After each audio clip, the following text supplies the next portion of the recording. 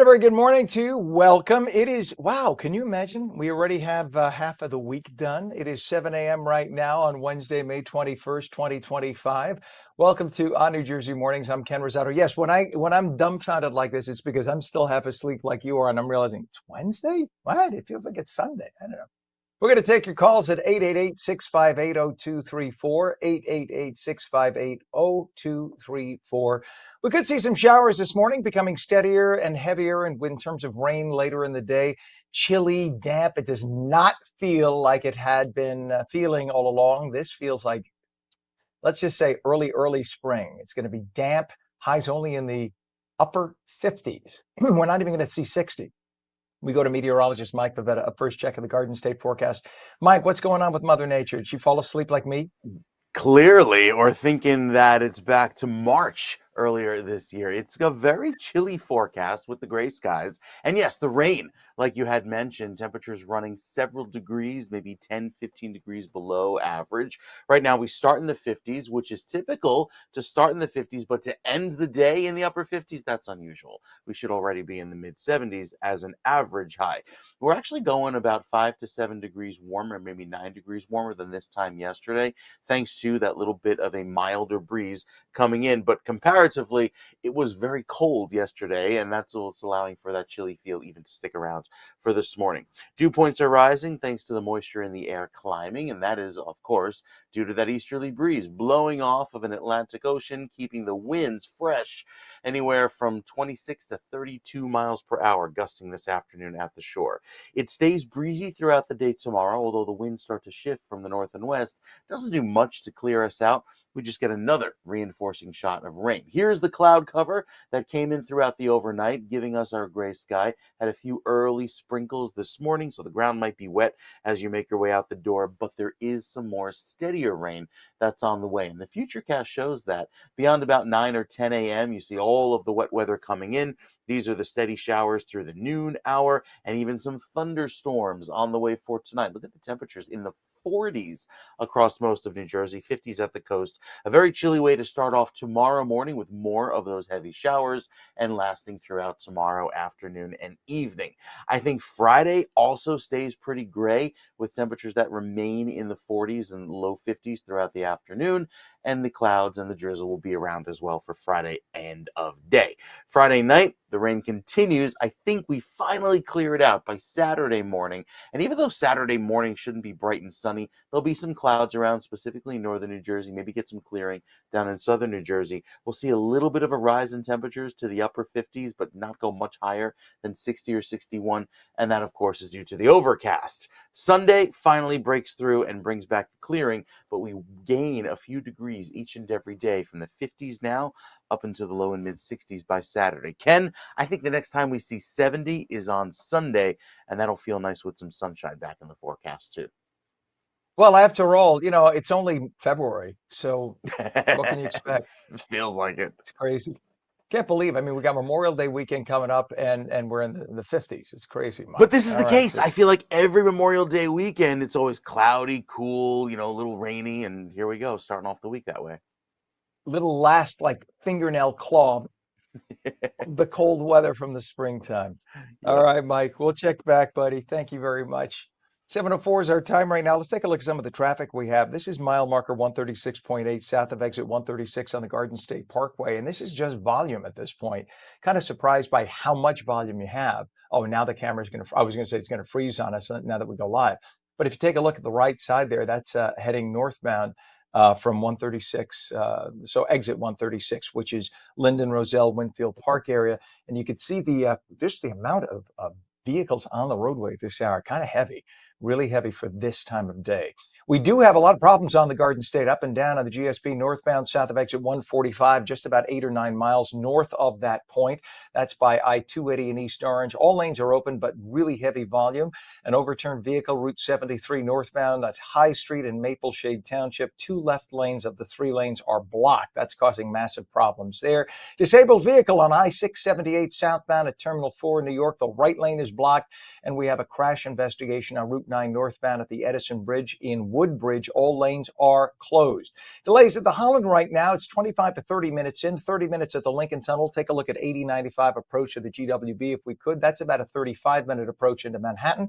The right side is the upper level, left side is the lower level. Clearly, it looks like the upper level might be the way to go right now. And we'll switch over to the I-80 cam. This is I-80 exit 34 east and west at Route 15 in Wharton, New Jersey. We have ongoing road work repairs there, of course, because of the sinkhole issue. That's been going on since December. The massive repair project started at the end of January. Here it is mid-May, and we still have this problem. We're told that at least one or two westbound lanes will open up within a week if we do have the camera. If not, we understand. Sometimes the cameras are flaky in that area. Uh, we, we don't. Okay, so we don't have that camera, but that's going on. Hopefully within a week, we'll have a westbound lane or two open. 7:06, the FAA has issued an order to reduce the flight arrival and departure rate at Newark Airport because of flight delays, staffing shortages, equipment issues. The FAA has lowered the number of flights into and out of Newark with the goal of relieving some of those issues. Operations were back to normal there yesterday, only after yet another nightmare on Monday. Monday morning, there was yet another radio outage at the airport's air traffic control station, the TRACON in Philadelphia. This was the fourth incident at the airport since April 28th. Now the FAA is saying they will only allow up to 28 arrivals and 28 departures each hour while one of the airport's runways remains under construction. It's one of the two main runways, and that is expected to be completed in about a month. So for the next month, you're only going to get 28 flights in, 28 flights out. Normally, there's 2 to 3 times that number of flights per hour into and out of Newark. 7:07, Rutgers getting a new president, and he's going to be getting rewarded quite well. Louisiana State University President William Tate IV will take over as Rutgers' new leader this summer. Tate was earning a base pay of $750,000 a year at Louisiana, plus bonuses, under a 3-year contract extension that he signed at Louisiana State in 2024. Well, when he gets to Rutgers, he'll earn a base salary of $1.1 million. That's $350,000 more. Nice raise, plus a lot more from bonuses. In fact, with base pay and all bonuses, Tate could earn close to $1.5 million a year. That'll make him Rutgers' highest paid president ever. Outgoing President Holloway's current base pay is $919,000 after 5 years on the job. Though Tate will be the highest paid Rutgers president in the school's history, he will not be the highest paid person at the university. That honor usually goes to the coaches, including head football coach Greg Schiano, who earned $6.25 million last year, and head basketball coach Steve Bickill, who took home $3.25 million. So there you go. I'm in the wrong biz.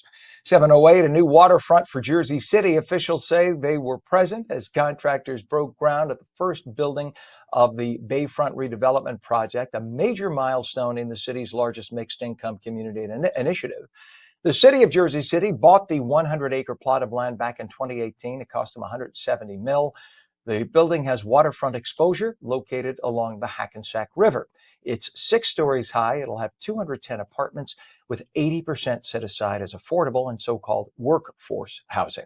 7:08, commuters got back on track yesterday. NJ Transit train service was back up and running as usual, though a lot of commuters seem to be sticking with their alternate plans for at least one more day. The traffic yesterday was unbelievable, clogging area roadways at an above normal rate, but hopes are that more people will get back to using mass transit today. This was the first NJ Transit strike in over 40 years, and because of the strike, conductors will now extend the purchase deadlines on your passes, or I should say the deadlines that are listed, those dates on the passes. So if your pass had an expiration date between May 16th and May 19th, save it, don't throw it away. It will now be honored through May 24th because of the strike. The strike started last Friday. It ended Sunday evening when NJ Transit and the Brotherhood of Locomotive Engineers and Trainmen came to a tentative agreement. The details have not yet been made public, and union members must still vote to approve the deal this week. 7:09, here is a suggestion. Do not threaten to hurt anyone, ever. Not even kiddingly. Here's an even better idea. Don't even think about wanting to hurt anyone in any way. Not even just thinking about it. Don't kid about it. Don't suggest it. Not a good idea. Not the way humans should act. You could disagree with somebody, but leave it there. Where am I going with this? Well, a New Jersey man who police say threatened to kill Governor Phil Murphy has rightfully been arrested in Florida. U.S. Marshals nabbed 53-year-old Russ Semeron on Sunday while he was riding his motorcycle in the Sunshine State. He was pulled over and arrested. No word yet on what that threat was, but he will be sent back to the Garden State in the next few days to face the judge. 7:10, the man accused of starting the wildfire in Ocean County last month, forcing thousands to evacuate, says he's innocent. Joseph Kling made the proclamation Monday morning in Toms River. He allegedly claimed he saw the fire and he tried to kick dirt on it and put it out, but there were a number of other young people present. Police maintain that Kling and a 17-year-old accomplice started that bonfire using wooden pallets and gasoline back on April 21st. The bonfire eventually spreading to become what we now know as the Jones Road wildfire. Kling insists he is not the person who started the fire, instead blaming it on, quote, and this is his quote, the quote of Kling, not my quote. Kling said it was a bunch of, quote, Mexicans in the woods who did it. Kling was let out of jail 2 weeks ago, but must wear an ankle monitor. If found guilty of the most serious arson charge, he could spend up to 10 years in prison. And from the Only in California department, a family in the Golden State is suing a funeral home there after workers put the wrong man in the casket and dressed him in their loved one's clothing. Get this, when the aunt of the family came and said, "That's not Uncle Otis," the worker said, "Oh, you don't know what you're talking about," as if she doesn't know how to identify Uncle Otis. Well, Amantha Hunt says she arrived at Harrison Ross Mortuary in Compton to prepare her uncle, 80-year-old Otis Atkinson, for burial, bringing jewelry and things like that, accoutrement for the body. And she noticed it wasn't Uncle Otis in the casket. Hunt says she pointed that out, but the worker ignored her. Then she whipped out a picture on her phone and said, "Look, it's not him." Finally, she got the worker to take a look and then look at the body. And instead of saying, "Oh my God, you're right, I'm so sorry, we'll fix this," he just said, "Give us a minute." 3 hours later, they finally swapped out the body in the coffin, changed the clothing. That's happened to you. Still no word on who the other guy was. Just some random body, I guess, they had hanging around the mortuary. The funeral home denies the allegations, and they're preparing to file a cease and desist letter against Hunt. So let me get this straight. You're paid $10,000 to do a funeral. You screw up, put the wrong body in. You treat the family who's paying you with disrespect, basically calling them liars. They just talk about it. They don't even sue you. They just talk about it, and you're going to sue them. Got it. Okay. It's a good business model. 7:13, a maintenance worker has been arrested after allegedly turning off water to a toilet covering a hole in a cell wall, allowing 10 prisoners to escape jail on Saturday. Murderers were among the inmates who managed to flee the Orleans Parish Jail in New Orleans, Louisiana, of course, in one of the largest prison breaks in recent U.S. history. 6 criminals remain at large this morning. The group yanked open a broken cell door, moved the toilet, and slithered through the hole in the daring operation. And Tesla CEO Elon Musk yesterday committed to leading the electric vehicle maker for the next 5 years. Musk's comments came after some investors had questioned his dedication to Tesla. He's been serving as a key advisor to President Trump in leading the Department of Government Efficiency, or DOGE, which has been a major focus for the tech billionaire in recent months. The stock has had a volatile start to the year and is down more than 12% year to date. Shares of Tesla, though, rose 1% yesterday. And today is the day that could make or break President Trump's so-called big, beautiful bill. Congressman Ralph Norman, one of 4 House Republicans whose initial opposition to the GOP mega bill delayed it in the Budget Committee, said Monday that he would not vote against it in the Rules Panel. The South Carolinian's decision signals that hardliners are likely to let the final battle, I should say, over whether the legislation lives or dies, be waged in the full House as opposed to the committees. GOP leaders can only afford a handful of defections, but they believe they'll be able to lean on members to fall in line. And finally, a Texas man was killed by a swarm of bees after disturbing a hive while mowing the lawn. Stephen Daniel of Eastland, Texas, was simply doing yard work back on April 27th. He apparently disturbed the hive and the bees came darting out, overcoming him. He jumped into his truck. He tried to get away, but hundreds of bees followed him. They were already all over his body. His neighbor's chilling doorbell camera video shows the truck as he was losing control of himself. The truck rolled onto her lawn. Police quickly arrived. They found the bees fully covering the victim. Daniel was rushed to an area hospital, but apparently stopped breathing along the way. The Centers for Disease Control and Prevention says an average of 72 Americans die every year from bee stings. 7:15, showers this morning, becoming a steadier rain later in the day. Chilly and damp with highs only in the upper 50s. Meteorologist Mike Favetta returns with your full Garden State forecast. And we'll take your calls at 888-658-0234. You're watching On New Jersey Mornings. Don't go away.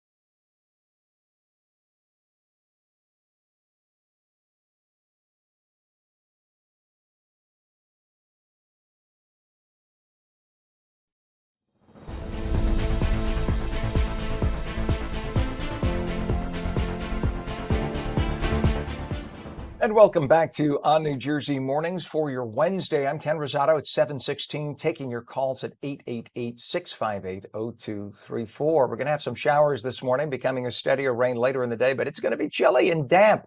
Highs only in the upper 50s. Straight to meteorologist Mike Favetta with the Garden State forecast. Good morning, Mike. Good morning, Ken. Today's the day to carry along the umbrella because you'll need it throughout the afternoon into this evening. Some steady rains arriving across New Jersey, and that will keep temperatures in the upper 50s, a very chilly feel, with highs running about 10 to 15 degrees below where we should be, even at the coast from Toms River, Point Pleasant, even up through Long Branch, 58 degrees for you, same as what you'd experience inland. The tree pollen will fall today as a result. Same with grasses, still a little elevated because we haven't gotten most of the rain that moves through just yet. But anywhere from 1 to 2 inches of rain expected. That area of yellow up toward western Passaic County and Bergen County, that could be upwards of 3 or 4 inches by the time all is said and done come Friday evening. UV index today, nice and low, down at a 1. So it's pretty much at the bottom of the scale. And I think we'll see this again repeat tomorrow as well as on Thursday and Friday. Now, here's all the wet weather that's moving in, most of it coming in from the west, some of it coming in from the south, just kind of converging over the state and giving us all of our steady rainfall into this afternoon and this evening. So as the rain gets going, falls down torrentially at times tonight with some thunderstorms, we get another round of heavy rain tomorrow just in time for the morning commute, and then maybe a little bit of a break in the action with a northerly breeze tomorrow evening, just some light spotty showers. I think Friday also has some wet weather with temperatures in the 40s and 50s. Likely not going to get warmer than 55 anywhere across the state, maybe southern New Jersey, thanks to a little bit of a southwesterly wind. But beyond that, it's just a steady mist and drizzle for throughout the day on Friday, going into early Saturday morning. Saturday sees some clearing by the afternoon, but the overcast gray sky hangs out pretty low and stays there, I think, through at least the end of our Saturday, maybe into Sunday morning. We're finally back to clear sky. But now Monday is looking a bit cloudier as our next system comes in for Tuesday. So it's just one round of rain after the next. It's a drought buster, and that's great because we're still running in a slight deficit. But to time it out with the holiday weekend, could be better. And I think with the clouds around for Saturday, it'll feel cooler. 69 only by Sunday. Some places get to 70, but it'll at least feel warmer by the end of the weekend as we try and bring back some sunshine for Monday as well. Dry this weekend, and that's the key, Ken. We're still keeping the rain out of the forecast for the holiday weekend, but just a little bit cooler and cloudier, I think, than most people would like. All right, Mike. Thank you, sir. It is 56 degrees now, still milder than it was yesterday at this hour. 7:19 is our time. We take a look at this Garden State Parkway camera. This is mile marker 149.2 southbound north of exit 148, which is Bloomfield. And you can see we do have an area of patchy fog there, which I didn't anticipate, but that's there. And there's some police activity we saw as well. Several police cars flying down the left lane. So we may have some kind of a breakdown up ahead. On the right side, another broken down vehicle there. And that's a very busy interchange because, there's a toll plaza just about an exit from there. So that's, again, the Bloomfield area at this hour of the morning. We have a crash on the New Jersey Turnpike Western Spur, northbound north of interchange 15W. The left lane is blocked by 280 and Kearney. We have a crash on the GSP northbound south of exit 145, which is East Orange, I-280. All lanes are open, but there's volume delays through there now. And we have an overturned vehicle on Route 73 northbound at High Street, Mapleshade Township. 2 of the 3 lanes are closed. Disabled vehicle on 678 southbound, that's Terminal 4 in New York. 1 right lane is blocked, and a crash investigation, Route 9 northbound at the Edison Bridge in Woodbridge. All lanes are closed there. And delays on the Turnpike Western Spur northbound from south of Interchange 15E, which is 1 and 9 in Newark, to north of Interchange 15W, I-280 in Kearney. That's a 2-hour delay, strict 2-mile delay, excuse me, maybe a 2-hour delay. No, it's a 2-mile delay. That's strictly volume. Probably take you about 10 to 15 minutes to get through there. We have issues on the upper and lower level as you approach GWB, issues in terms of volume. Right now, almost at a standstill. They're really crawling. So now we're up to about a 45-minute cross time, 35 at the Lincoln, 30 at the Holland, and 8095, or rather Route 80 at exit 34, Route 15 in Wharton. Ongoing sinkhole repairs. Remember, they're talking about, fingers crossed, at least 1 westbound lane will be open within a week. 7:21 right now, and last night the 2025 you gave me another shot, Pam. Nice one there. That was the Berkshire Valley, right? All right, so that's as the vehicles are coming off Route 80 to make their way onto Route 15 and get around all that mess. Hopefully in the next couple of weeks, we won't be needing that shot anymore. It is 7:21 now, and last night the 2025 New Jersey Republican gubernatorial primary debate was held at the Donald Payne Senior School of Technology in Newark. We have some great shots of that we could show you too. And you saw it live on ONNJ. It brought heated exchanges and bold visions for the future of our state. The June 10th primary is just weeks away, and the race to replace the term-limited Governor Phil Murphy is heating up. Joining us this morning, I can see right there, Mr. Spadia coming on stage. Joining us this morning is former Senate candidate, GOP strategist Alex Sedan. We spoke to him last night live on the air. He's been closely following the race. Alex, welcome to the show. Let's dive right into your analysis of last night's debate. First of all, how did you like the long-form format? I think, Ken, I liked your long form. I liked seeing you giving us an extensive pre-show and post-show. I think the long form format did allow us to dip into some of these deeper issues, but in reality, I think maybe a 90-minute debate is probably a little bit more conducive to getting the points together. We had 3 candidates as opposed to the Democrats' 5. The real takeaway of this debate is Jack Ciattarelli sealed the deal. Jack Ciattarelli showed us why he's the man to lead New Jersey, why he's the man to lead the Republican Party. Jack is a statesman. Jack is an honorable man. Jack's got experience, and Jack is going to turn Trenton on its head on day one. That's why President Trump endorsed Jack. The other side can talk all they want about polls and platforms, but the president endorsed a person. That person is Jack Ciattarelli, because the president knows that Jack is the one best equipped to carry the Republican banner to victory this November and fix our broken state, which has gone under Phil Murphy's watch. Yeah, when the debate started, I mean, the 3 candidates came into that building, and 2 of those 3 candidates were up against somebody who was, I guess, 51% in one poll, and the endorsement of the very popular standing president of the United States.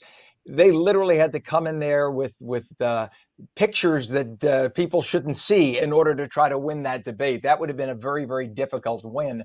And I think everyone was kind of holding their breath to see if we would hear anything from Spadia or from Bramnick that would say, oh, wait a minute, I better reconsider. And there just really wasn't that moment. Well, Ken, it's all over but the crying. Obviously, everybody's still got to vote. Everybody's still got to turn out.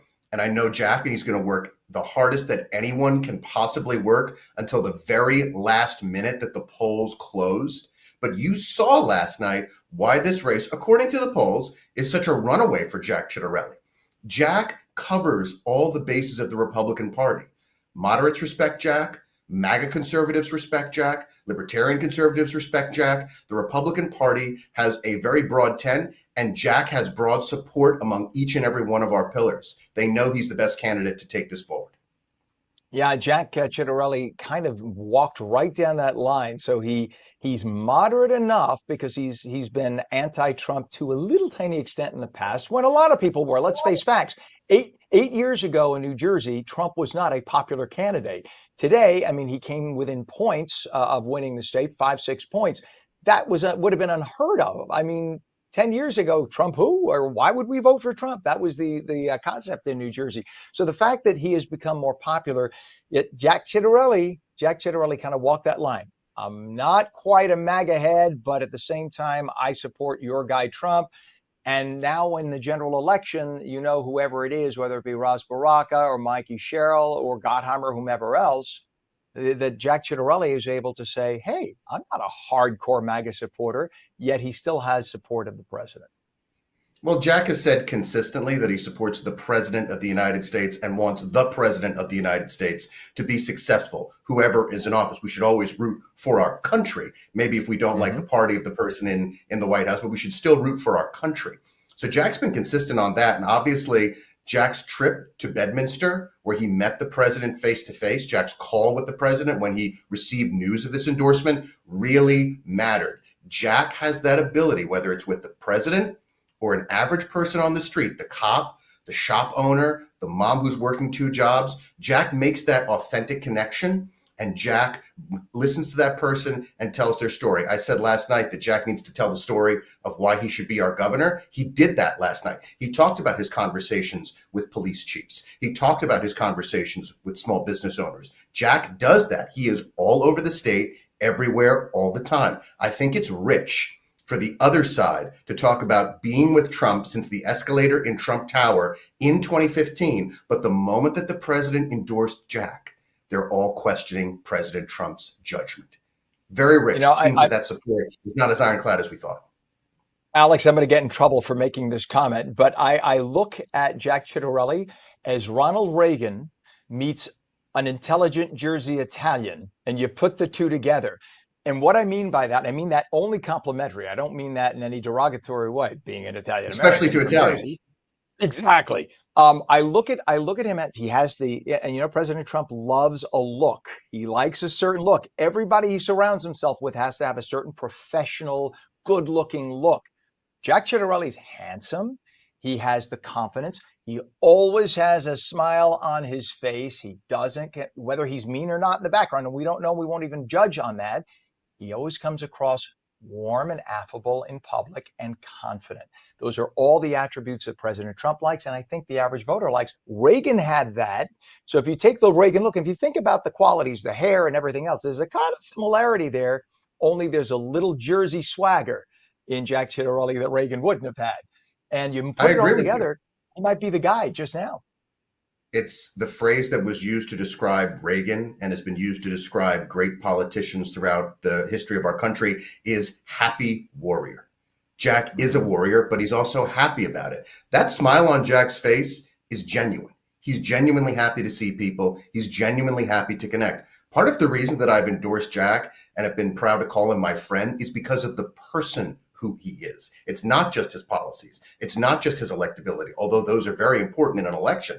It's the man of honor that I know personally, the person who's out there every single day, shaking hands on the hustings, making sure he has that authentic connection, the person who listens, the person who isn't afraid to listen to other people tell him that he might be wrong and take advice, but the person who has a very firm grasp on what he believes and what he wants to do as governor. He will get things done. Alex, as a former candidate yourself, was there any kind of an opportunity that you saw people miss last night? Did you hear any moment where you thought to yourself, this is a point where this person should have seized, Bramnick should have jumped here, or Spadia should have pounced there? Or was it just exactly as you thought it would be at the beginning of the night? Well, I don't know why John Bramnick's there at all, to be quite honest with you. The opportunity that John Bramnick had last night was to endorse Jack, drop out, leave the room, and have a nice glass of wine at home. So I think that was a missed opportunity for Senator Bramnick. But I think you can tell when you looked at Bramnick's face and you saw the way that Bramnick was interacting with Jack. Bramnick knows Jack's going to win. Bramnick knows that this is just an opportunity for him to get his name out statewide, raise some money, and then go back to his Senate seat. And I hope that Bramnick will endorse Jack after this is over, because what we need to look to, and like I said, no one's taking this for granted. Early voting starts June 3rd. Primary day is June 10th. Every Republican needs to come out and vote.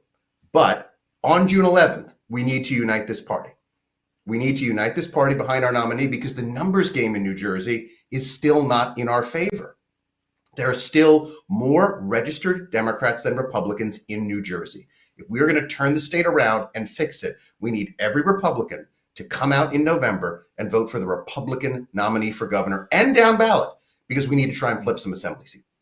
Yeah, I think too many people say, "Hey, like Joe, Joe's he's a Democrat, but he's my guy." No, you got to look at this on a party-wide. Too many, and I know from my own Italian American friends. Hey, my grandfather always voted Democrat. And I look at them and I say, "Oh, so you don't mind your granddaughter being naked with boys in the because that's what they stand for." You have to wake up and realize there's a difference between the D and the R today. It is not your grandfather's damn Democrat Party. Wake the hell up.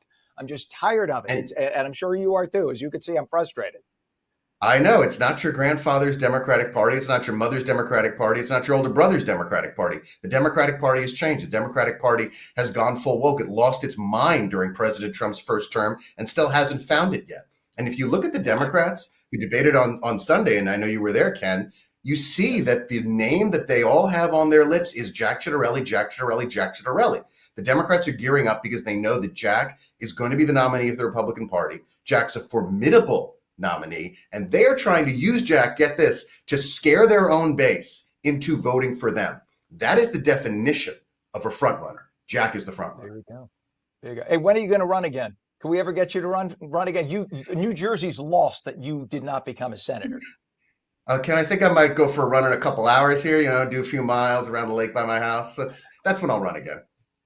Well, I mean it when I say that. It is New Jersey's loss. I appreciate it, Ken. There are some opportunities coming up that I'm taking a look at. Most important thing right now is making sure that Jack wins the primary. And after that, I'll definitely take a look at what might be in my future. All right. Please don't be a stranger to the show. Former U.S. Senate candidate and GOP strategist, brilliant man, Alex Zidane. Thank you for joining us last night and this morning. We appreciate you, sir. Thank you, Ken. All right. You bet. 7:32. Now, he is so smart. I mean it. He is so smart. And if this guy runs for Senate again someday, get all your friends together and vote for this guy. He is super, super smart. 7:32. When we come back, New Jersey Globe editor, another super smart man. New Jersey Globe editor David Wildstein will have the latest on New Jersey's political scene, especially with what just happened last night. He'll have the inside edge. Phone lines open. We'll take calls at 888-658-0234. Showers this morning, becoming a steadier rain later in the day. Chilly and damp, highs only in the upper 50s. The full Garden State forecast with meteorologist Mike Favetta in just a moment. You're watching ONNJ Mornings. We're seen daily at ONNJ.com, Roku, Fire TV, News on, Samsung TV Plus, Apple TV, YouTube, Facebook, and X. And we stream live on Rumble and Twitch at twitch.tv/OnNewJersey. We'll be right back.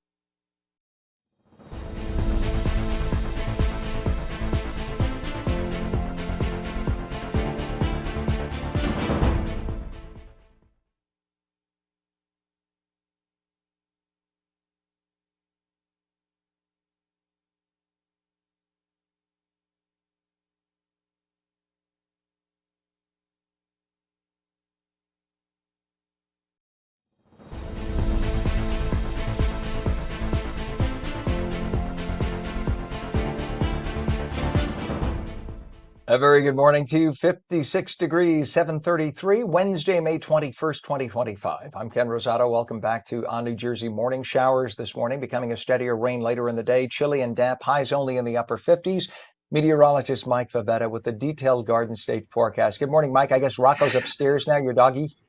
Oh, he is just got the snout buried in his paws. It's one of those days where he's going to be a lump, especially you look outside and you see the gray sky. It's like soup weather, chicken soup weather. It's weather that you need to kind of stay warm, considering how wet, how chilly, how breezy it will be. Not just for today, though. This is for the next several days, at least through Friday with the wet and cool weather.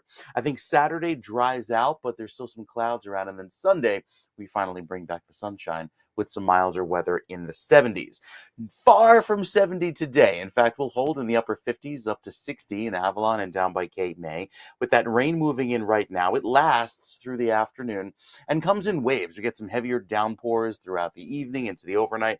And again, tomorrow, sunrise happened nice and early this morning at 5:34. So the clouds took over earlier. There are some light sprinkles around right now, just barely showing up on the radar picture, just enough to kind of dirty the car top make the pollen coagulate, and on top of your car, and to make the windshield look extra dirty. And then we finally get a good soaking to rinse all that pollen away. Throughout tomorrow and Friday, you see the rain chances go up and then go down. And I think they dip into the weekend with minimal chances of rain this weekend. It'll just be cloudy, but there might be an outside stray shower chance, specifically early Saturday morning. So for this weekend, after all of the wet weather comes through, we have our first system through today, our next system tomorrow, these two lows interacting with one another, kind of pivoting around one another, and then that will give us another round of wet weather throughout our Friday. I think Saturday begins to clear, but it's going to take some time, especially with the cloud cover hanging around for quite some time. It's Sunday that brings back the sun, and with it, some slightly milder weather, but we have to put up with the rain, at least until the end of the work week. Saturday climbs to a high of 64, clouds stick around, 69, maybe 70 in some places on Sunday, and then Monday we get one more dry day before the rain returns on Tuesday. So just trying to squeeze in a little bit of sunshine there just in time for the holiday weekend. Could be some thunderstorms embedded with those showers tomorrow down at the shore, trying to clear for Friday and Saturday. But again, I think we're pretty heavy still on the clouds. There are some indications that southern New Jersey could see a little bit more sunshine down across the shore points throughout Friday night into Saturday. The clearing, that is, no sun overnight. And then by Sunday into Monday, we're back into the upper 60s going into Tuesday. Could have another chance of shower by then. So Ken, can't believe it. It's only 7:38 this morning, and we're still running in on what feels like, you're right, it feels like Saturday, given Yeah, how with the right. debates going on Sunday, and then again last night. It's been a long week. I went to bring out the recycling this morning. TMI. Went to bring out the recycling. By the way, I look very attractive wearing a robe at 5 o'clock in the morning. My neighbors still can't unsee that, but it was very Sopranos-esque. Me going out in the slippers and the robe. But anyway, as I'm going out there, I'm like, it was damp and cold. It just really felt like a Sunday morning or whatever. Yeah, Quiet, and I don't know, just me. It's just me. All right, Mike. Thank you very much. Go give Rocco a treat for Uncle Ken later on and I'll tell him do I that. said hi. All right, 7:37 right now. Still a damp 56 degrees, and it's not going to get much warmer than this, as Mike said. We're pretty much there. Let's take a look at the roadways. The Garden State Parkway, a lot of pockets of traffic this morning. So this is mile marker 123.6 northbound on the Garden State Parkway. You could see those lanes, the entry lanes there on the right, really heavy, and a lot of volume. There's no issue right there in terms of crashes, but a lot of volume. We have a crash, though, on the New Jersey Turnpike, Western Spur, northbound south of interchange 15W. That issue right there is in Kearney. All lanes are now open, but it's just volume. Another issue on the GSP, not far from what you were just looking at. That was down by mile marker. What did we say that was? I had it. You know what? I had it. I just moved it. Darn it.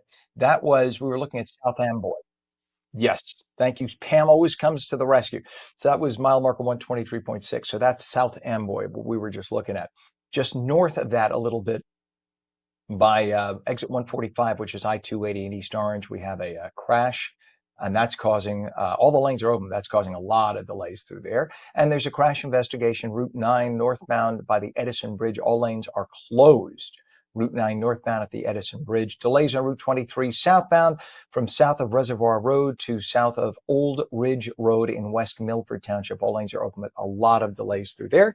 8095 approach to the GWB right now, extremely heavy. Look at that, barely moving. It's about a 45 to 50-minute delay making your way either upper or lower roadway, upper on the right, lower on the left.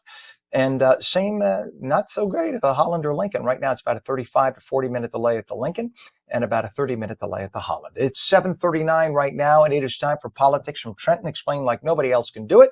Here's New Jersey Globe editor David Wildstein with the Inside Edge. Good morning, everybody. Welcome to the Inside Edge. It is Wednesday, May 21st, and last night was the last debate of the 2025 governor's race. I mean, this was a marathon few days for the New Jersey Globe and for New Jersey politics. 2 debates in 3 days, 5 hours of debating, nearly 12 hours of programming. I've got some things that I want to say about, first of all, our hosts, Essex County Executive Joe DiVincenzo and Phil Elagia. I'll do that probably tomorrow.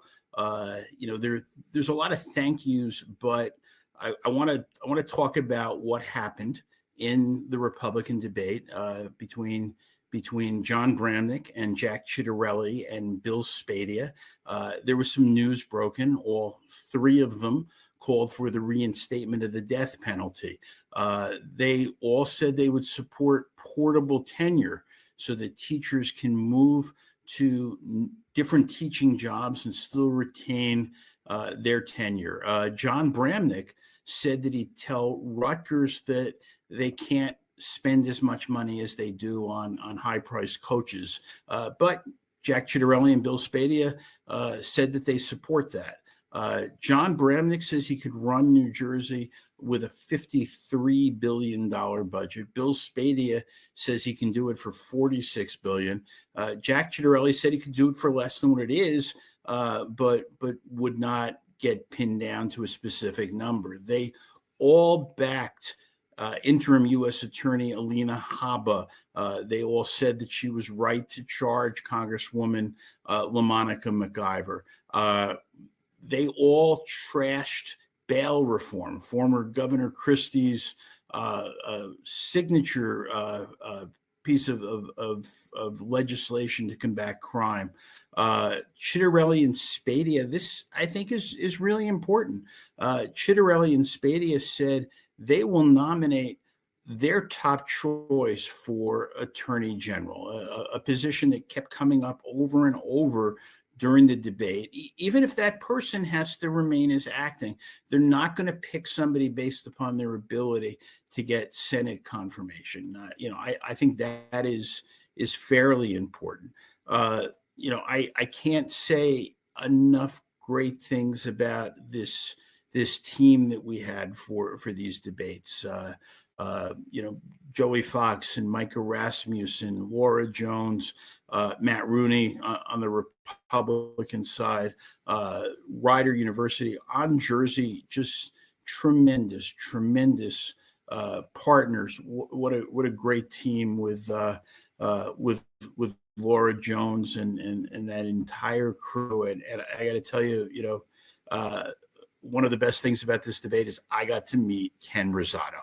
Anyway, that is all I have for today. I will be back tomorrow, and thank you for listening. And I got to meet Mr. Wildstein. We've had him on for months and months and months every single day, but we're so many miles apart that I never got to meet him face to face until the Democratic and Republican debates. And we are fast friends. It's like we've known each other for 100 years. And I truly feel that way. And now I can now call him my friend. Great guy. 7:43, the big Republican gubernatorial primary debate we're talking about, held last night in Essex County, thanks to the invitation of County Executive Joe DiVincenzo. Joe D spoke with Lisa Marie Falbo in our Nutley studio to talk about what's happening across the county and why hosting the Republican and Democratic debates in Newark means so much. Joe, thank you so much for joining us in the studio and being so instrumental in bringing these debates to Newark, a city that is so near and dear to your heart. It's exciting, to have it right in the middle of the city at a school that we just built, the Essex County Donald Payne School. It's going to be nice, not only for the people that are there, but also for our students. Why was it important for you to bring these debates to the city? They do them all over the state. And sometimes they leave us out. Newark is a major city in our state, so it's right that they do it there, and I'm happy they did. Why there? Because we could have done it anywhere in the city because you have so many beautiful venues, but at this school I know means something. This is the Essex County Donald Payne School of Technology. We have 3 schools. This one we just built. It's about 4 years old, and we consolidated 2 schools, one North 13th and the other one Bloomfield Tech. And the school has about 1,400 kids. And the majority of them come from Newark. They come from the urban center, but we do have kids from the suburban that come there. And it's a great school. And to have it named after Donald Payne, the late Donald Payne, it means a lot to the family. Well, we took a tour not long ago, and I want to go back to high school so I can go there because what the school features... Doesn't look like a high school, it looks like a college. Absolutely, better than some colleges. One thing, when we built it, I want the corridors to be the way they were, as wide as they are, so that we have different activities, different programs. and it's really working. It really is. And you could see it on the students' faces. They want to be there. We have such a waiting list that kids wanting to get into any one of our schools, whether it's North 13th, West Cole, or Donald Payne. It's very tough because we only take so many kids. Well, we're here to figure out who's going to be our next governor. What do you hope to see? We want to make sure that whoever the governor is there, that we have a relationship with. But the people are going to make the decision. The people are, and they're going to base it on what they see here at our Right. debates. It's very exciting. Well, that's exciting to have the debate here. You know, we're going to make sure we also that there's tickets for our kids to be able to go in there. Oh, yeah, absolutely. You know, to be able to sit and to actually watch what's going on there. What about looking outside of the city, in and around Essex? What's happening Well, listen, what's happening in the county, first of all, when I ran for election, we had a slogan, putting Essex County first. And what that means is you have 22 towns that you have to represent the entire county. And that's what we've done for 24 years. Whatever we did in one part of the county, we did in the other part, especially when it comes to parks, especially when it comes to golf courses. We have 3 tremendous golf courses. We have Burn Golf Course, we just renovated. We have Hendricks and Week Wake, which we're going to open up in probably mid-July. We redid the entire course, and it's in the city of Newark. It's in Week Wake Park, and it's probably going to be, it's a jewel, you know, it's probably going to be one of the best public courses probably in the state of New Jersey. You have Turtleback Zoo, that is, you know, the previous administration wanted to close it down. We kept it, and now it's making money and self-sufficient. That whole area up there, Orange Reservoir. When I think of Joe D., Essex County, I do think of the parks. Is that the legacy that you want to leave? Well, it's one of them. The main legacy is putting our financial house in order that nobody's ever been able to do. Because if you don't have the money, you can't do the things you're doing. And you've done a lot.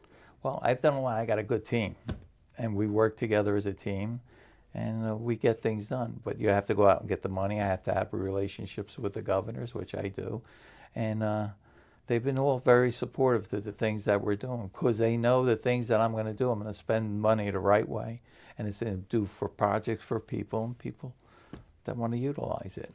You mentioned over 20 towns.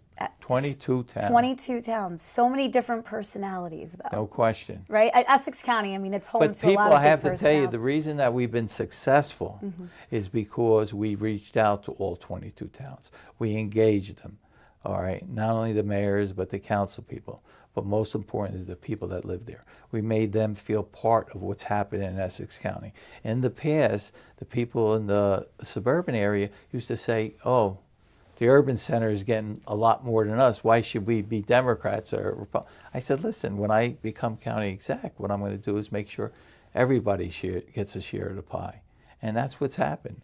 It's come together, and I couldn't be more proud. But you can't do it. I couldn't do it alone.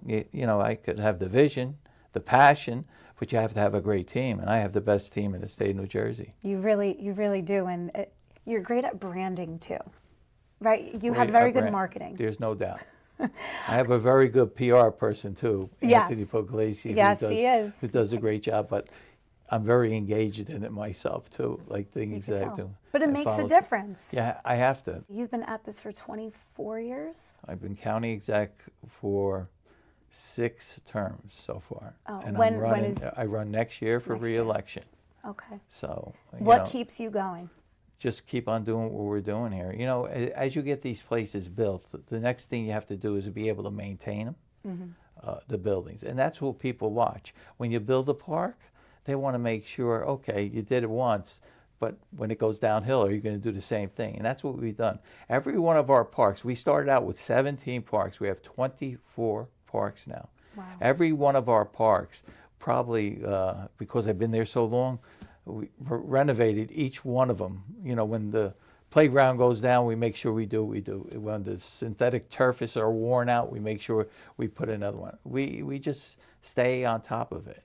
And that's what you got to continue to do. You have to, you know, we work for the people, you know, and They're the ones who are our customers. And I tell them, my employees, I said, listen, the customer is always right. Whether you agree or don't agree, the customer is always right. And the biggest thing we changed around, what you said about legacy, because every county exec left this county broke.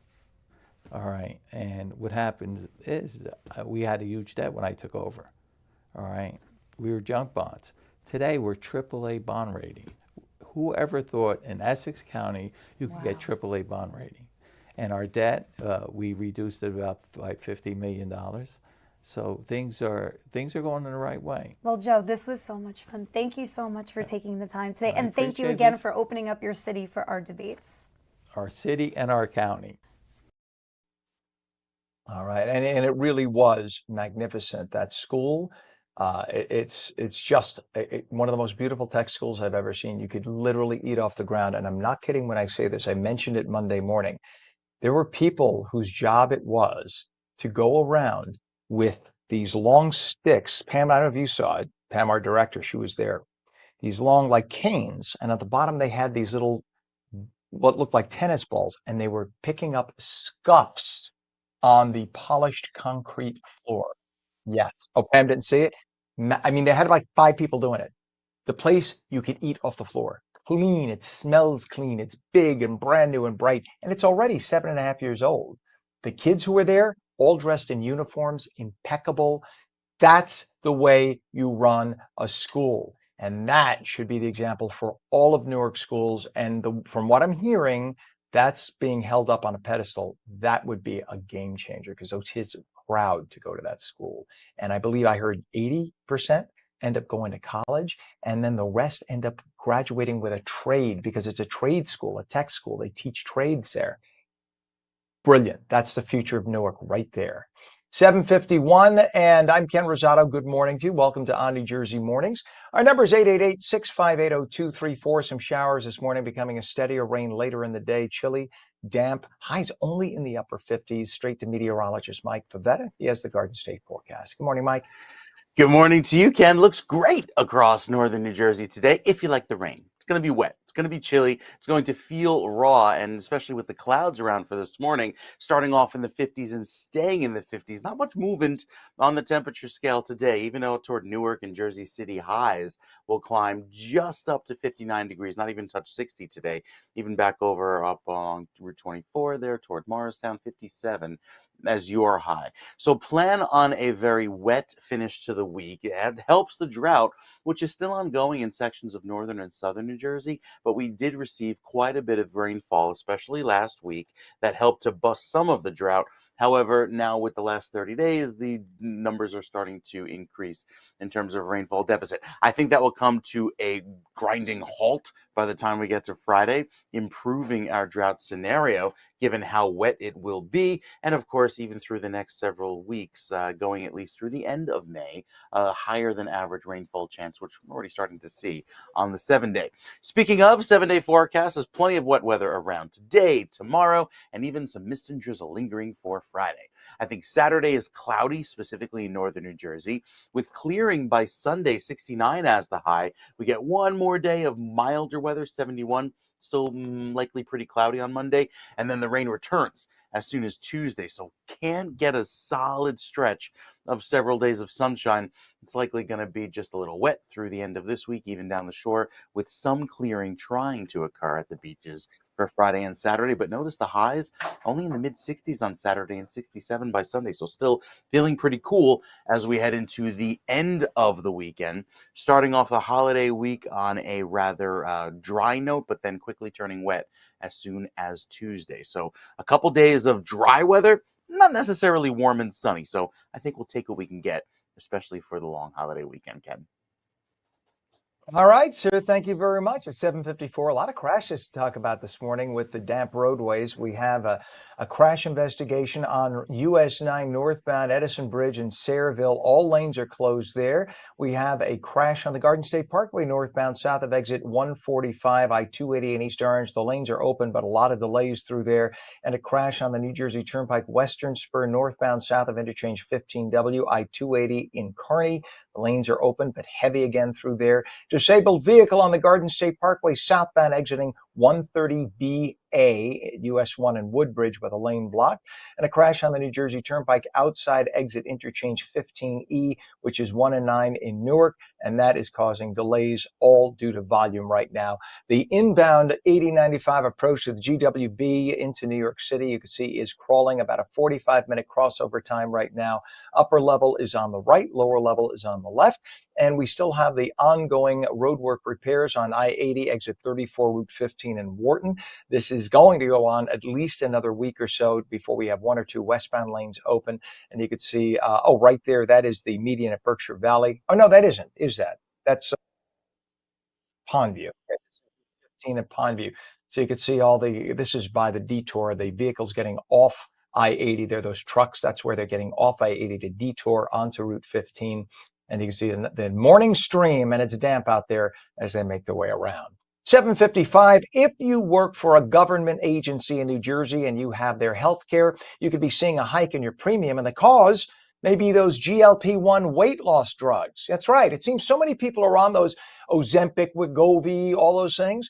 It's causing insurance prices to go skyrocket because the insurance companies got to get the money from somewhere.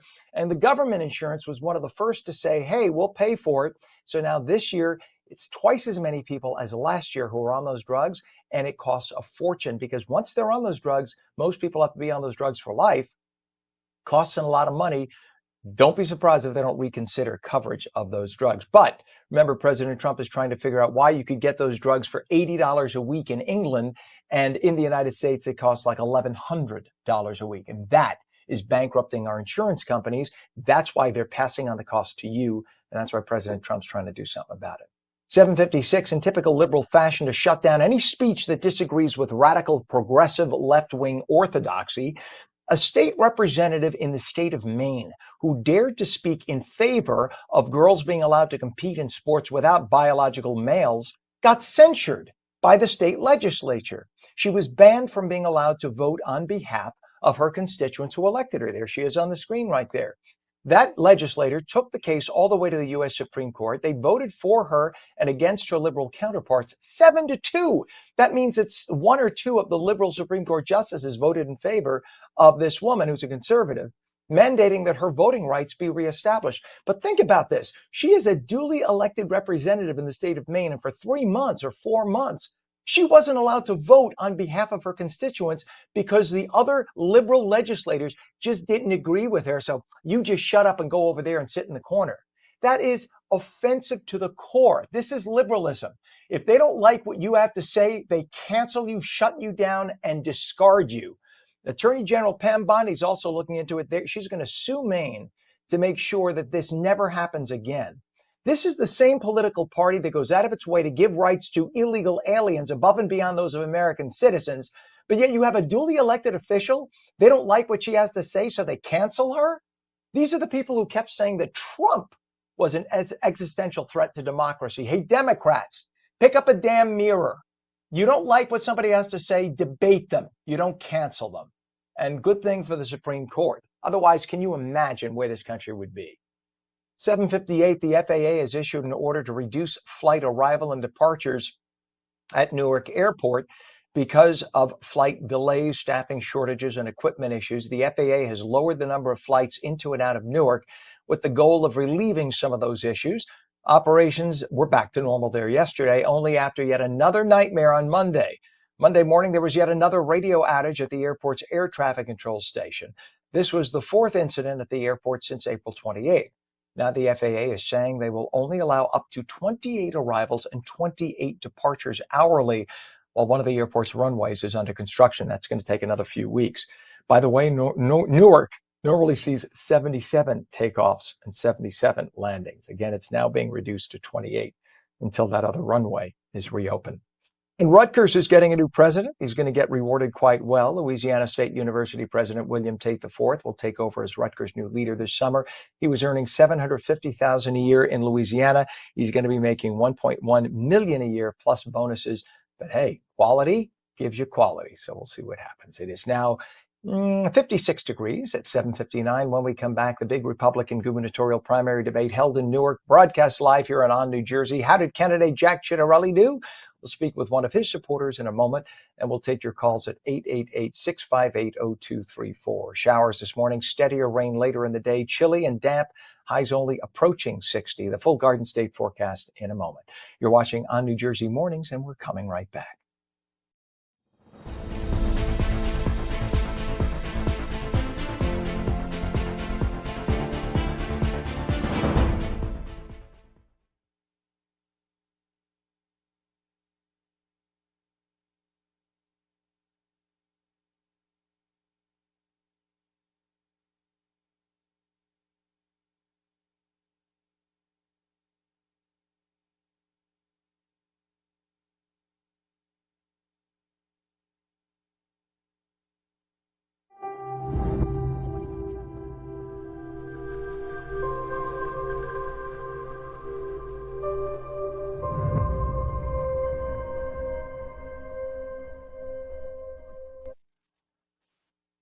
Every time we have that opening, I feel like I should be in Zen and chanting. Good morning. It is 8 a.m., Wednesday, May 21st, 2025. Welcome back to ONNJ Mornings. I'm Ken Rosato, feeling very relaxed right now. We'll take your calls at 888-658-0234. We're going to have showers this morning, becoming a steadier rain later in the day, chilly and damp with highs only in the upper 50s, approaching 60. We head to meteorologist Mike Favetta with a check of the Garden State forecast. We're basically close to the high right now, Mike, right? We are, we are. It's that calm start to the day with the dulcet tones of our voices, kind of giving you that very, relaxing weather forecast, if you will, because you'll hear the rain fall and those raindrops off the windowsill by day's end. And with temperatures that start off in the 50s and climb to the mid 50s, we're not really going anywhere in terms of temperatures. It'll stay quite cool, even though it's a few degrees warmer than this time yesterday, because yesterday was chilly due to the dry air. Humidity is building back in thanks to the dew points rising and those breezes blowing from the east. So you'll notice a pretty fresh wind by the end of the day, and chilly at that, with those winds riding anywhere from 25 to 35 miles per hour through this afternoon out of the east. The breezes switch direction and blow from the north tomorrow, providing another round of cool weather as that rain continues, and it even sticks around even through Friday, the rain and wind. So most of the wet weather getting going now, very light and spotty. You see central New Jersey starting to pick up some of the steadier showers right now through Monmouth and Ocean County, and that'll continue through the course of the day, right through the lunch hour with some steady rains in shades of yellow coming through the state. Bright reds and oranges throughout the overnight. These are the thunderstorms that'll be present just after the evening rush into tomorrow morning, but likely see some heavier downpours for your Thursday morning commute as temperatures remain in the 40s in northeastern New Jersey. Very chilly weather to start the day tomorrow, and it sticks around with the cold and the clouds throughout Friday as well. So pretty damp and chilly throughout the end of the work week. Now, Friday afternoon will keep it wet, but eventually see some clearing late in the overnight into Saturday morning. So while Saturday starts off dry, there's still a healthy dose of clouds around and temperatures remain in the 50s. Pretty chilly for a Saturday afternoon, with highs maybe reaching the low 60s. It'll take some time, and I think we hopefully get a little bit break of sun by the end of the day. But until then, plan on the wet weather and the rain boots and the raincoat and the umbrella, because it's going to be wet around here, at least for the next 3 days. That's why we call it the Weta. Huh? The weather. Huh? Copyright that? All right. That's you know, good. this is why I'm a failure in life. Thank you very much, Mike. We appreciate you. Dad jokes, just bad dad jokes. 8:03 is our time. Let's take a look at the traffic right now. We have an issue on the Garden State Parkway. In fact, this is a crash on the GSP northbound south of exit 145, I-280 in East Orange. As you can see, the vehicle's right there. That's at exit 144 you're looking at, and they're driving right about a half a mile from where they are on the upper part of your screen, the upper right. They're going right into the accident scene. That's why there's a slowdown in that direction. Again, the lanes are open, but there is definitely brake checking going on as you make your way up through that area. Crash investigation as well on Route 9 northbound at the Edison Bridge in Woodbridge. All lanes are closed there. And a disabled vehicle on 678 southbound Terminal 4 in New York, one right lane blocked. That's right by the Jersey border. We have a crash on the Turnpike, Western Spur, northbound south of interchange 15 WI 280 in Kearney. All lanes are open, but it's very slow. And a crash on the GSP Express lanes northbound, north of exit 120, Lawrence Harbor and Old Ridge Township. All lanes are open, very heavy through there. Finally, a disabled vehicle on the GSP southbound exiting at 130 BA, which is US 1 in Woodbridge Township. All lanes are open, but very heavy volume, about a mile into that area. The 8095 approach to the GWB, upper and lower levels, you could see crawling. It's about a 45-minute in time on the GWB, upper and lower, upper on the right, lower on the left. And our Lincoln Tunnel approach, 35 minutes right now. Holland Tunnel is about 30 minutes into Manhattan. Finally, on I-80, exit 34, Route 15 in Wharton, we still have the ongoing sinkhole repair. That's going to be going on for another couple of weeks right there. That is the median at Berkshire Valley. That's what that is. And we are told that within a week, we should have 1 or 2 westbound lanes open. The eastbound could take another 3 weeks. It is 8:05, and last night the Republican primary debate for governor was held in Newark, with candidates vying to lead the Garden State in a post-Murphy era. The June 10th primary fast approaching. It's just 3 weeks since yesterday, right? 3 weeks from yesterday to that point. The race is getting intense. Joining us this morning is Middletown Mayor Tony Perry, a vocal supporter of candidate Jack Ciattarelli, to break down last night's debate. Mayor Perry, it was nice to talk to you last night and this morning. Good to have you on. You were at the debate last night cheering for Jack Ciattarelli, as many people were. What's your biggest takeaway from the event? Well, Jack demonstrated that he's the candidate, only the candidate on that stage, and truthfully, the only candidate that is in this race from Sunday as well that can win in November and is ready to lead the state of New Jersey. I think that was evident last night, and I think you put up his statements and all of his ideas and policy perspectives from last night, and you compare them to what we saw yesterday and what we saw on Sunday, and you see that Jack Ciattarelli is ready to be the governor of the state of New Jersey. Do you think last night's performance solidified things for Mr. Ciattarelli, or were there surprises that caught your attention from the other candidates? I think Jack demonstrated that he's the statesman. He's knowledgeable on every issue. He has policy positions that he can clearly articulate on each and every issue that's important to the people of the state of New Jersey. You know, there was one candidate that you heard have little shots that he wanted to take at Jack. I thought Senator Bramnick had a couple of good lines as well.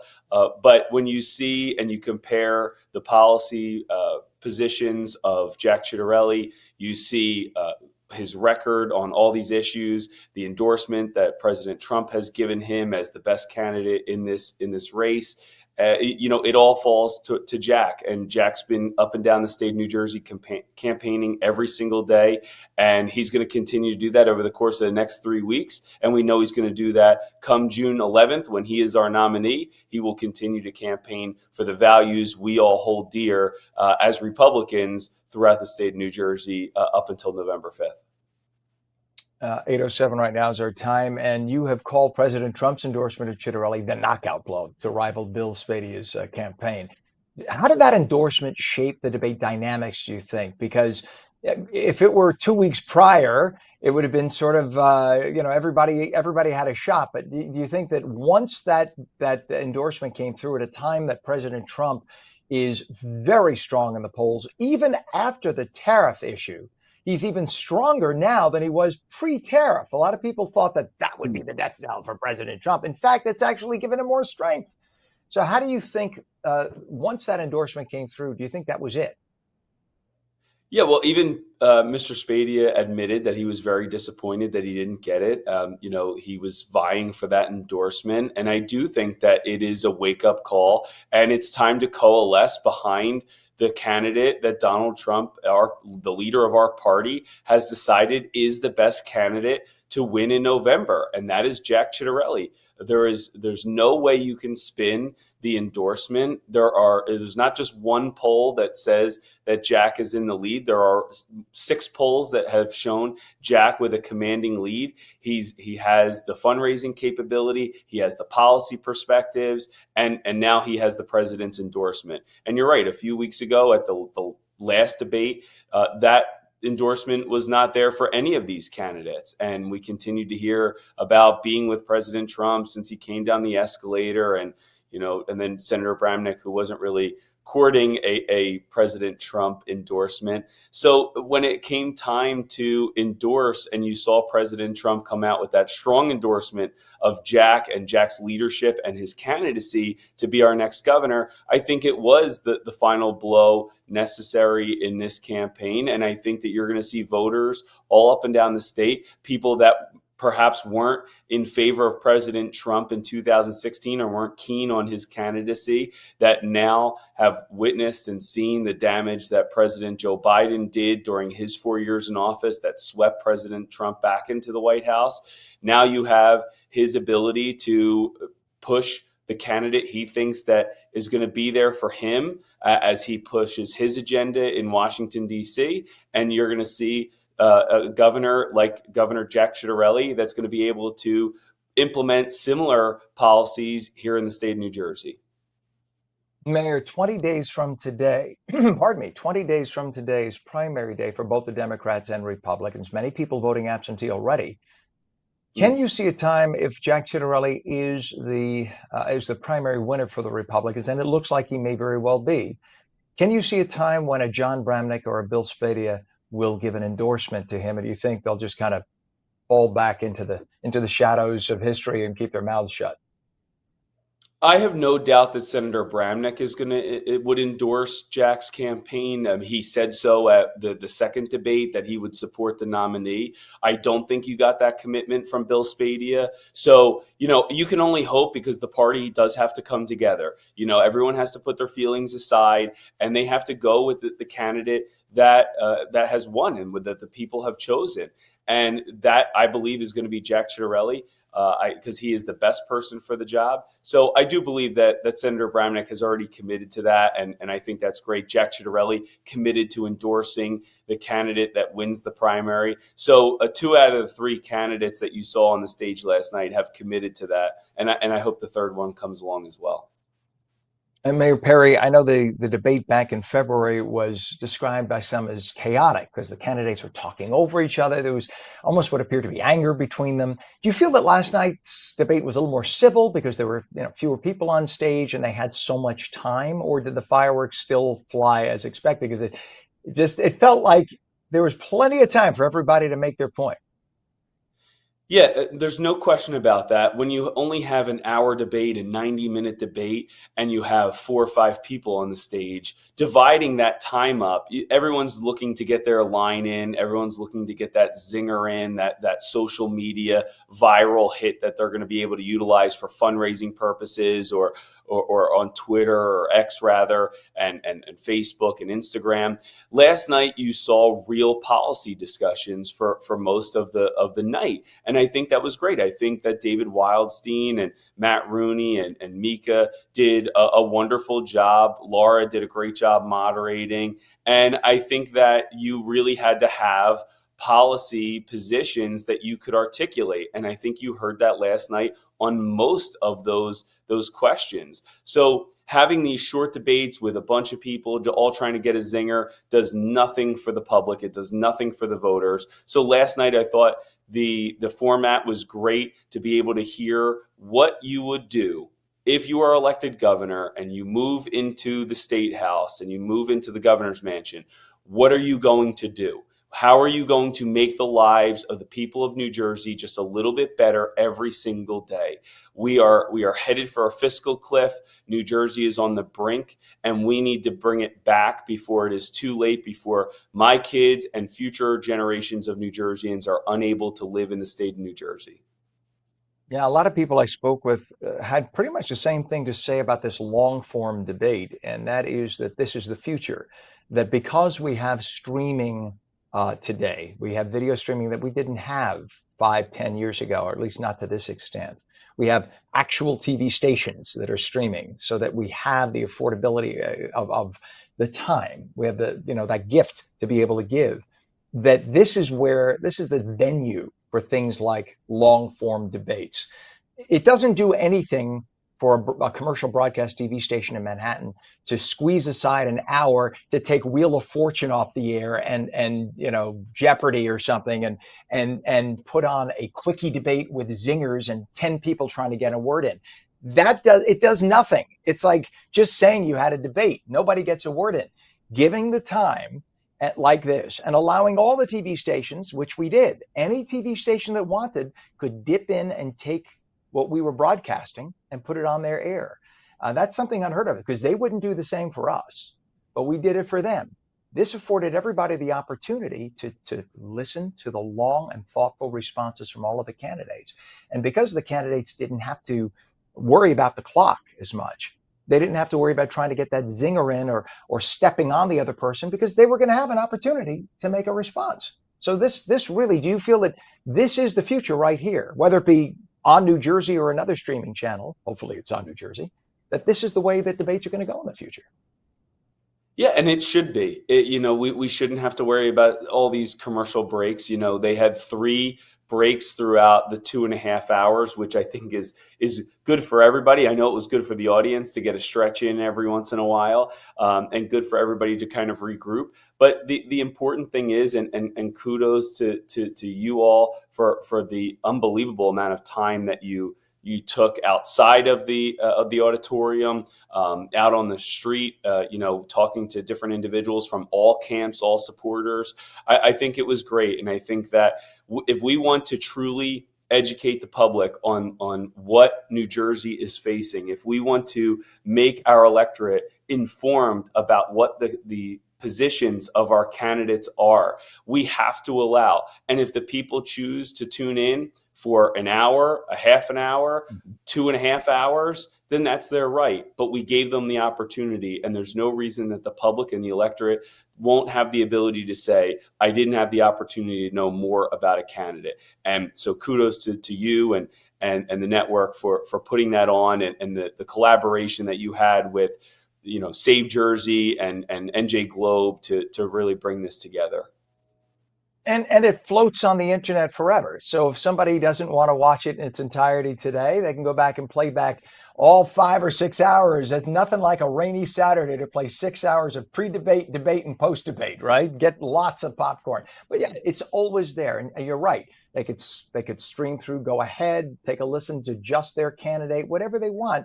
It'll always be online. Middletown Mayor and Jack Ciattarelli for Governor supporter Tony Perry. It was nice to work with you last night, and thank you for coming on this morning. I know we're all kind of bleary-eyed after last night. We appreciate you getting up for us today. Thanks so much, Ken. Appreciate it.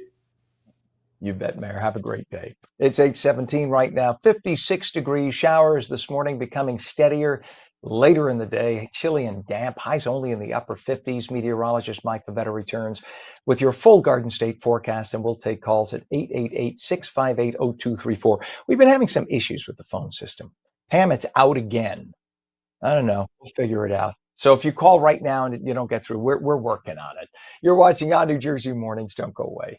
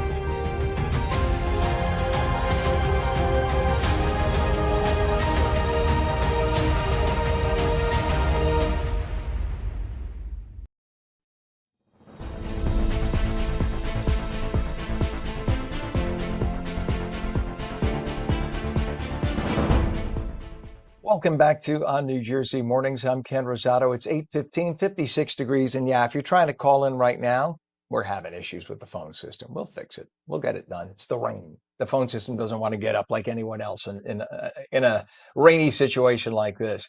Showers this morning, becoming a steadier rain later in the day. It's going to be chilly and damp. Really feels like an ucky mid to late fall day. Does not feel like a spring day at all. Highs again only approaching 60. Right to meteorologist Mike Favetta to tell us what for. What for, Mike? It's just pretty to see how green the grass is and how filled in it is, right? Even for those areas that maybe don't get watered all the time, aren't on sprinklers, to see how green the Garden State is right now. Well, the radar map is also lit up in green because we have a lot of wet weather coming throughout this afternoon and tomorrow and Friday. Good news is I think it dries out in time for the weekend.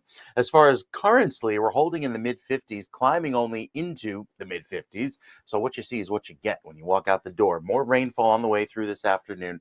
59 in Toms River, same for you in Point Pleasant. As the pollen levels drop, thanks to some of that wet weather, and of course the easterly breeze, air quality is nice and clear, but the rain that comes in is quite heavy, and it doesn't fall all at once. It's spread out over several days, but anywhere from 1 to 2 inches of rain in northern New Jersey, upwards of a ½ inch to an inch along the coast.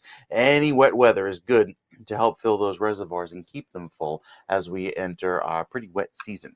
Low on the UV index. We're at a 1, which is pretty much as low as it gets, but I think by the weekend we'll see some improvement as the dry weather moves in and the clouds start to clear. Until that time, plan on the rain. There's quite a bit of it coming in from the west and the south and converges across New Jersey through this afternoon, giving us some of those steadier showers into this evening, even some downpours overnight, lasting through tomorrow morning. I think tomorrow afternoon still has some spotty light showers around, but we're not going to see any clearing until the weekend. So while it may be dry at times on Friday and a little bit of a warmer southwesterly breeze pushing temperatures into the lower 60s there down the shore, notice how northern New Jersey is still stuck in the upper 40s, so big difference in temperatures from north to south, all due to that wind direction. We'll see a clearing by Saturday, and once that clearing occurs, then temperatures eventually migrate back up into the low and mid 60s, but it's going to take its time. With the light showers that are around throughout the rest of the day on Friday, could be a few sprinkles in the northernmost sections of the state early Saturday morning. That'll clear by the afternoon, and then ultimately we're back to some clouds by Sunday, but again, clearing again for Monday, so partly sunny skies going into the holiday weekend, with rain returning by Tuesday and that wet weather sticking around even through the first part of next week. So we get a few days of dry weather, and then it's right back to the rain for next week. This weekend looks nice and dry with more sunshine on Sunday, and that'll help temperatures climb to 70 for the end of the weekend. Monday still looks pretty good too for the holiday. We'll talk more about that with the 7-day forecast, Ken. It's coming up in a few minutes. I think we're actually going to take a call. Let's see right now. Is this Assemblywoman Fantasia we have on the line right now? Good morning. Oh, now it's not working. We have it. Our phone system is being flaky this morning. So let's see. We'll try again. Trying to connect. Our system is going in and out. You know, it's so funny when it's a sunny day, these things work, and I don't know how it impacts, how this impacts, the rain impacts these computers, but for whatever reason, let's see. How about now, Assemblywoman Fantasia? Are you there? Well, maybe we'll get her to call back. It says she's online there, Pam. Hello, There she is. I am. Yay. Okay.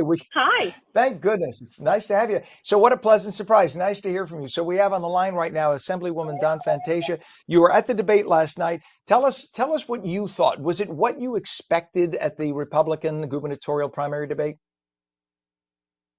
You know, it was.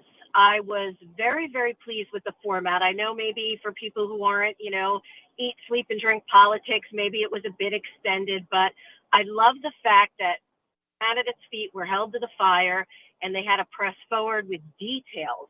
That was a missing component. And the other piece I have to say that I really appreciated is, the debate prior to this, that was that hour-long PBS conversation. I felt like the moderators were trying to be candidates themselves. They were extraordinarily liberal. They inserted themselves. And in this debate, the questions were clear, cut and dried. and the moderators were extraordinarily professional and did not insert themselves and actually gave the candidates the time to represent themselves. So that made this debate stand out, in my opinion. Shocker, Assemblywoman Fantasia. And this is when the Republicans say they want to cut off the Corporation for Public Broadcasting funding from your tax money and mine because they're a bunch of liberals. And everybody says, what are you talking about? They're not liberal. You just take a look at New Jersey's PBS. I mean, look, I know some of those people. They're lovely people. Don't get me wrong. But they are as far left as they come. I acknowledge I'm to the right. So you know it. They pretend to be centrist. Baloney. They're about as centrist as Barack Obama. They're not centrist.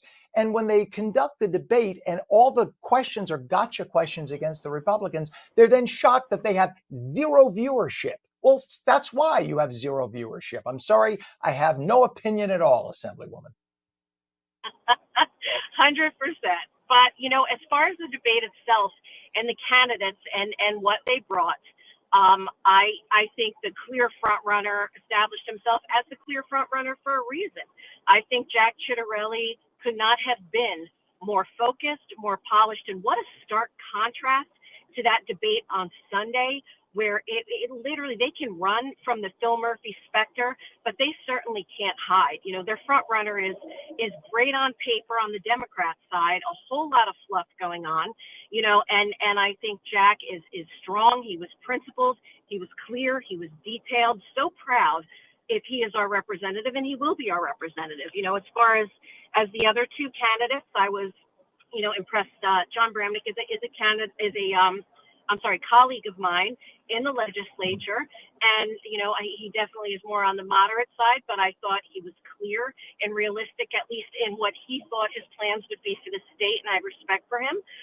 You know, as far as the other, you can see experience really does matter, serving at some level of government, even if it's just a planning board, this or that, but you could really see the stark contrast in understanding the law versus, you know, someone coming in with a lot of sound bites. So not to dwell too much on the negative, but I think the line was clearly drawn, you know, at the debate. For anybody that was fence sitting, it's Jack Ciattarelli all day, every day.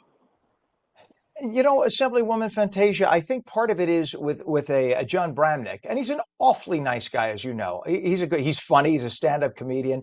John Bramnick represents a district that's very Democrat, and he's a Republican who's managed to survive re-election after re-election and be a prominent Senate member in the state Senate because he has to moderate. So in his district, he represents both sides. He's respectful of his Democratic colleagues there, and he moderates very, very, very much. I don't know this. My guess is personally he's probably more to the right than he lets on. But because of the circumstances, he has to do what he has to do to stay elected, and he does. And I also know, like I know Joe DiVincenzo, the Essex County executive, he's a Democrat, but he's very middle of the road Democrat himself. So like I look at a Joe DiVincenzo as being the Democratic answer of a John Bramnick, and they would probably be right down the line the same politically.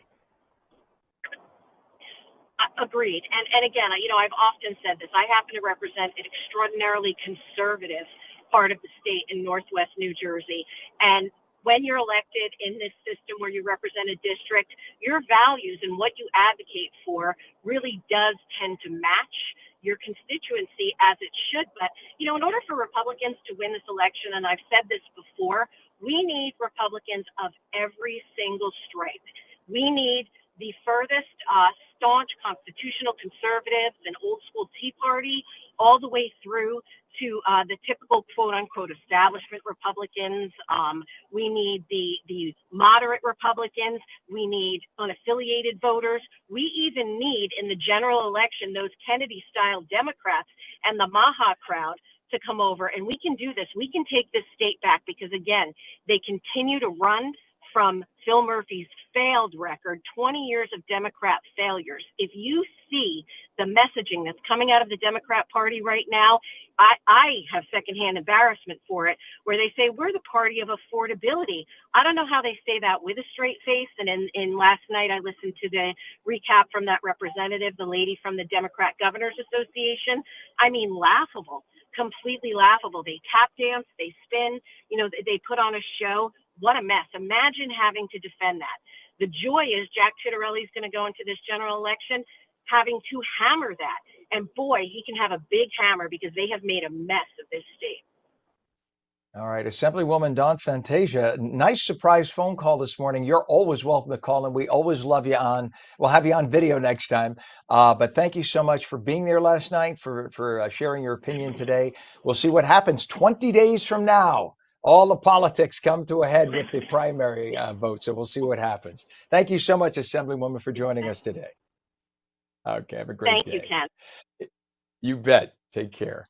It is now 8:29. We have 56 damp degrees. When we come back, cryptocurrency is becoming more popular by the day. I have crypto, but some in government are calling for regulations. That is against everything that crypto or people hold metals, and that's against everything that it stands for. We're going to speak with the New Jersey State Chapter President of Stand With Crypto to find out more. You'll want to hear this. The phone lines are open. We'll take calls at 888-658-0234, like you just heard Assemblywoman Fantasia. Meteorologist Mike Favetta says showers this morning, becoming a steadier rain later in the day, chilly and damp with highs only in the upper 50s. The full Garden State forecast in a moment. You're watching ONNJ Jersey Mornings. We're seen daily on ONNJ.com, Roku, Fire TV, news on Samsung TV Plus, Apple TV, YouTube, Facebook, and X. And we're streamed live on Rumble and Twitch at twitch.tv/ONNJ Jersey. Basically, if you got any kind of device, you can watch us. We're coming right back.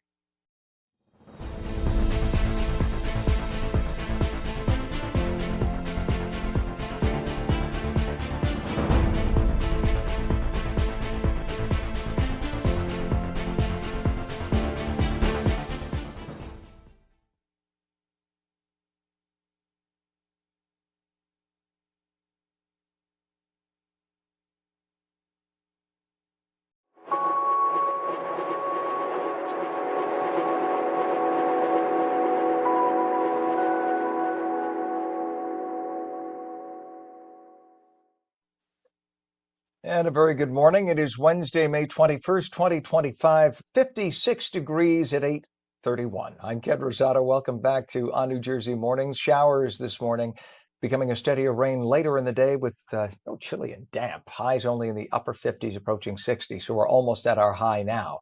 Meteorologist Mike Favetta with a detailed Garden State forecast. Good morning to you, Mike. Good morning, Ken. Yeah, a little bit of a cool, gray, and damp start to the day, and it stays that way, especially this afternoon with temperatures pretty much staying put where they are right now, not budging all that much, with a little bit of a breeze picking up at the coast. The cool weather lasts through Friday. The rain lasts through Friday, and we even have some clouds on the way for Saturday, not drying out until the weekend. And then sunshine returns on Sunday. So I have to wait all the way down the road until the middle of the holiday weekend for that clearing. 50s, maybe touching 60 down toward Avalon and Cape May later today. But overall, it's going to be a cool feel with our sunset at 8:13. Not going to see a whole lot of sun today, thanks to that cloud cover. Some light rain taking over now, working its way eastward, closer to the Parkway. If you haven't seen the wet weather yet today, you will in the next hour or two, as it's on the way and giving us a healthy dose of rain, anywhere from 1 to 2 inches throughout tomorrow, eventually tapering to some drizzle by Friday, and then Saturday turning drier with no rainfall forecast by Sunday. So an improvement there. Great air quality because the wind coming in fresh off of the water clears out any of those atmospheric pollutants. Here are some downpours that occur throughout this afternoon. Then we get a little bit of a break before more rain and thunder come in tonight with some showers. I think tomorrow is still unsettled, and even going through Friday, that wet weather lingers as this trough, or this dotted brown line here connecting the two weather systems, just kind of helps those two weather features interact with one another and give us the unsettled weather at least through Friday.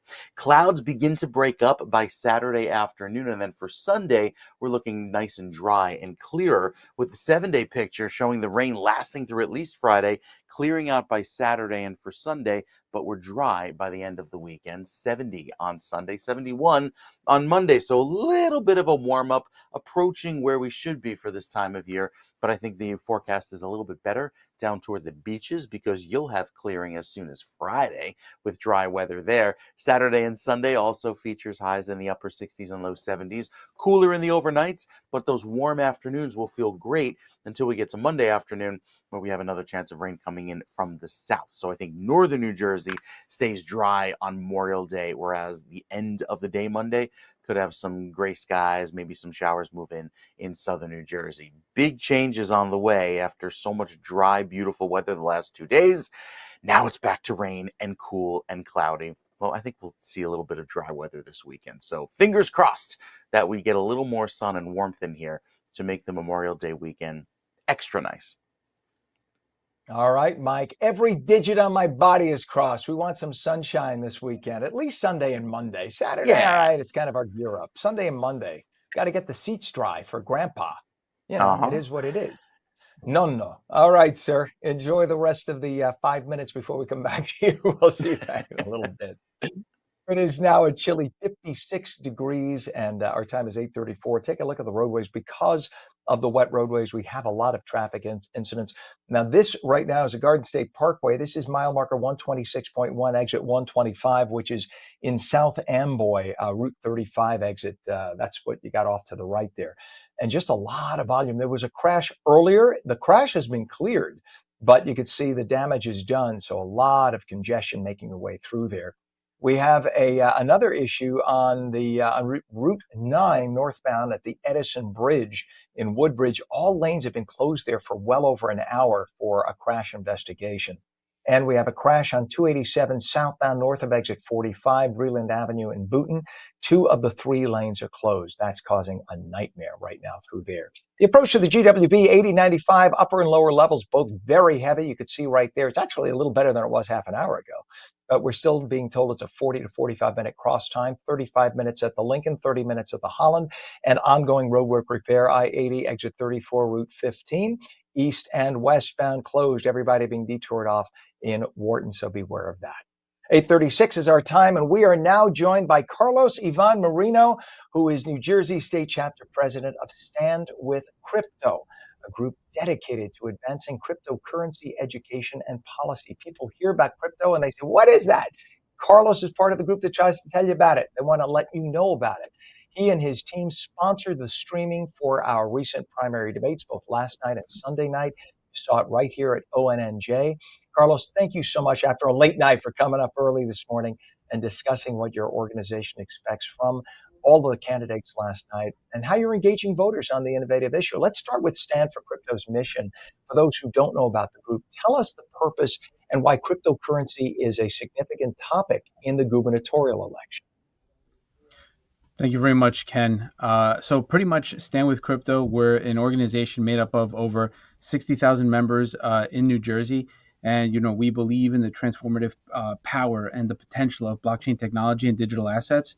The other thing is that makes our organization great is that, we are made up of entrepreneurs, developers, investors, and everyday citizens that understand that cryptocurrency and blockchain innovation, it just represents more than just a financial instrument. It really represents an opportunity for financial inclusion and technological advancement.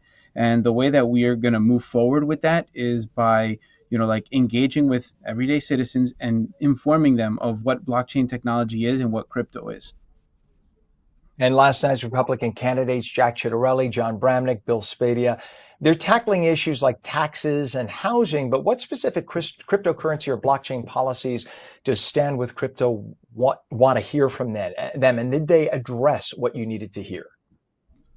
Unfortunately, I really didn't hear anything regarding, crypto or blockchain. But one of the things that we look forward to is just having some regulatory clarity.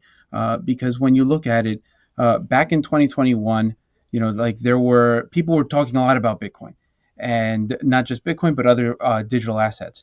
And then as time moved on, people kind of strayed away from there. And there was that idea that, it's unsafe, you got to be careful and all that. And a lot of, I would say, regulation was, people were trying to regulate it, but there was nothing concrete.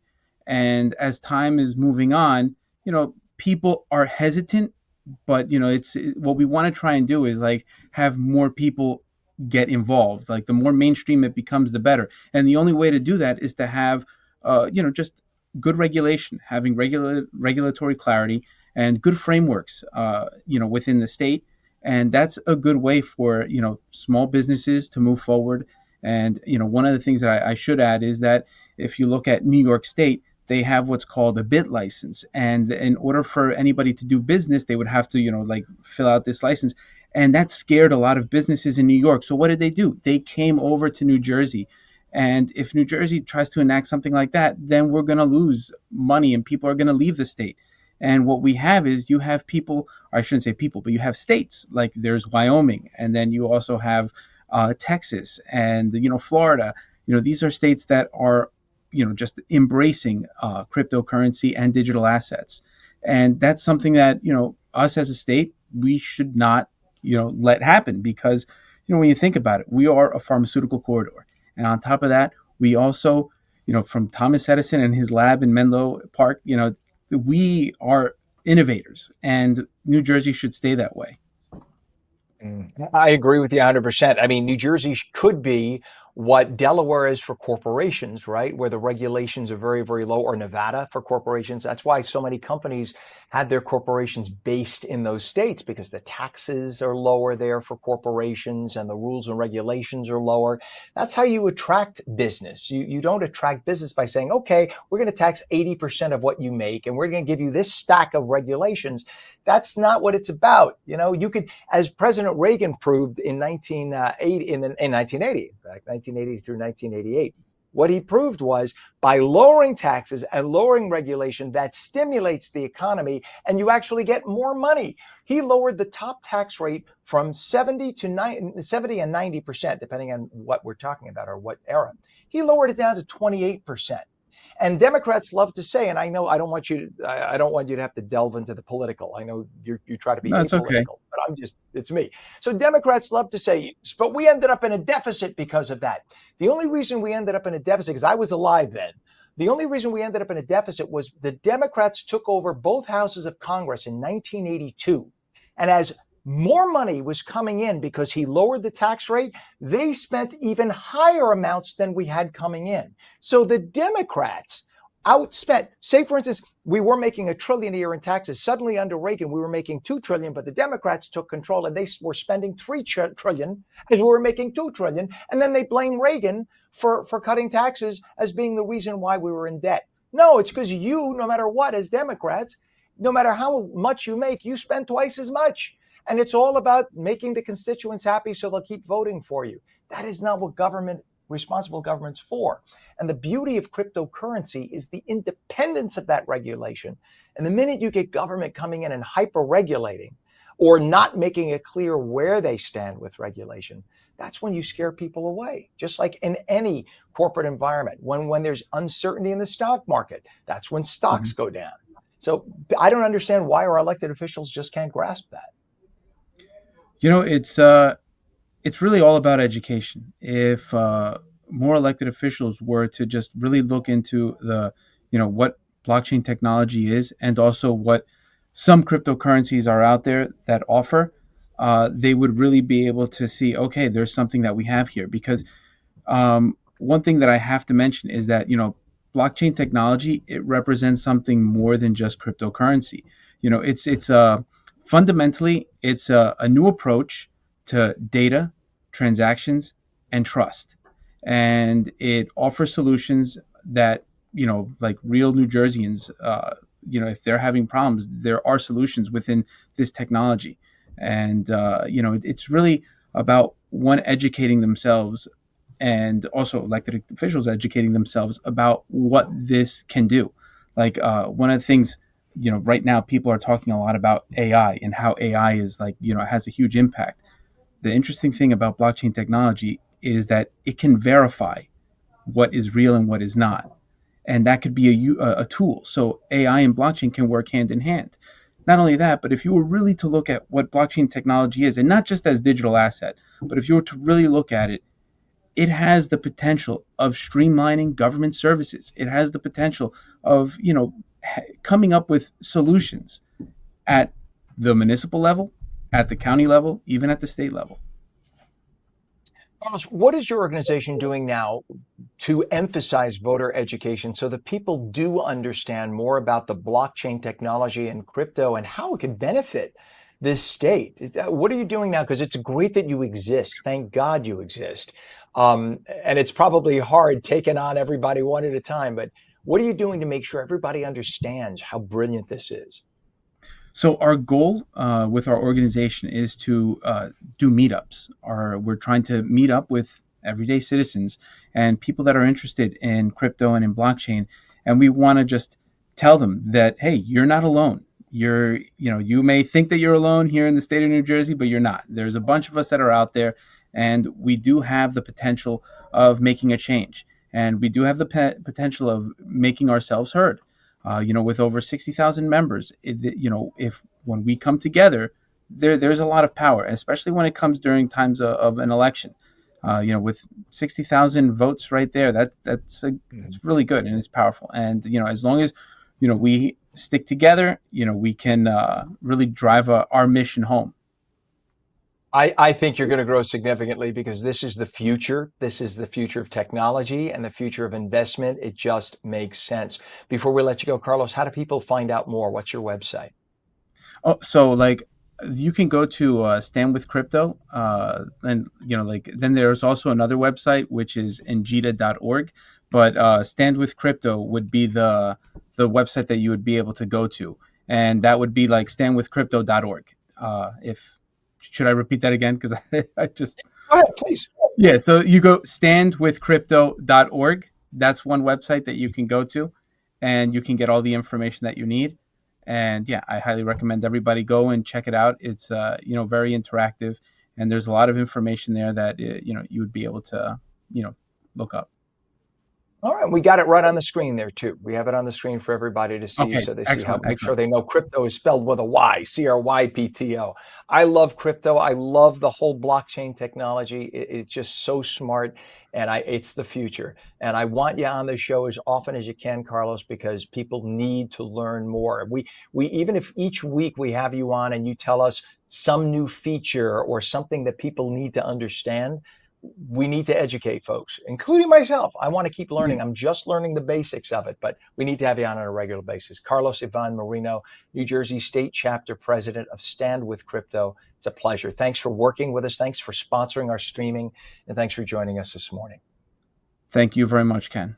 Thank you. You bet, sir. Have a good one. 8:46 right now. We have 56 degrees. Showers this morning, becoming a steadier rain later in the day. It's going to be chilly and damp, highs only in the upper 50s. Meteorologist Mike Favetta will return with your full Garden State forecast, and we will take a call or two. We have a few minutes left.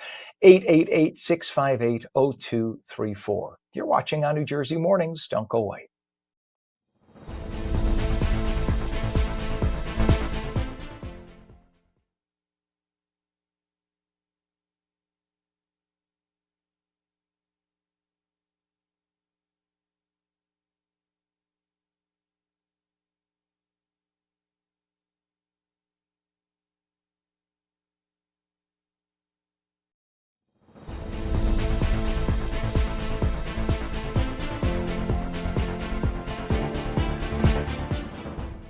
Welcome back to On New Jersey Mornings. I'm Ken Rosato, 847, and we are taking calls at 888-658-0234. Clouds and sun this morning, becoming cloudy this afternoon. Oh, you know what? Mike will make fun of me. Mike, let's just go to Mike. Mike, I'm looking at yesterday's forecast. You could see how Yeah. bleary-eyed I am. I wrote this at 1 o'clock in the morning, so Oh forgive me. I'll get no. back to you. So let's see if I can remember. I've been listening all morning. So we have some showers this morning, rain becoming heavier and steadier through the day with highs in the upper 50s. Do I have it right? Bingo. And All right. Ken, this is see, because we incorporate the AI and the machines and the blockchain here in the Weather Center. So we have a 24/7 live stream of not only the New Jersey radar, but also the updated weather conditions. They last all day long. You can see it for yourself on our website, ONNJ.com. Here's Ken, here's the morning show, and at the top right corner of the screen, just click on weather and you will get the live temperatures as well as what you can expect throughout the day with, get this, live streaming radar too, with a little loop there showing you what's going on with the radar screen across New Jersey. So if you're out and about today, you want to know and keep ahead of the storms, well, that's one way to do it with the live radar here just for New Jersey. You don't even have to download an app. It is free to use, and just go right there on your home screen and check it out in your browser on your phone. So our forecast today pointing to, yes, the upper 50s, some rain. It's going to be kind of gray and gloomy through this afternoon with temperatures that will remain quite cool for May. However, there is a bit of wet weather on the way that will help bust the drought throughout the rest of this week. So even though we've seen a bit of an increase in rainfall and above average over the last few weeks, there is still a big rainfall deficit at the coast. I think that'll improve given all of the rainfall that's forecast for today, tomorrow, anywhere from 1 to 2 inches statewide. Cooler than average conditions are building across the southeast. That eventually migrates up in our direction, and we have slightly wetter than average conditions forecast through the end of May. So it is a little wet, I think, going forward. And we can already see some of that rain in the forecast on the 7-day throughout tomorrow and Friday, and even for early Saturday morning in northern New Jersey. Most of the day Saturday is dry, but there could be a lingering early morning shower that will linger until we get to Sunday. Sunday afternoon, sunny, dry, 70 degrees, still pretty decent on Monday with a high of 71, and then the rain returns on Tuesday of next week as we head into our last week in May. Throughout the next few days at the shore, plan on some gusty thunderstorms potentially tomorrow. That could begin as early as tonight, with some clearing on Friday, 68 as the high. I think Saturday also looks pretty decent. So the shore points will move the clearing up a little bit, but it potentially moves that Tuesday rain up as well into Monday evening. So plan on maybe some cloud cover by Monday afternoon with some of that rain returning by Monday evening. But nevertheless, Ken, you've got that live stream on the radar there on ONNJ.com. You head there, you stay ahead of the storm, and you don't want to be caught in the rain from those bad app weathers. Those bad app weathers or weather apps? Bad weather apps. It's okay. It's been a long week for all of us, and it's only Wednesday, so I'm just, you know what I mean. Thank God I put that AI chip in my head last week. It's loose right now. I have to fix it.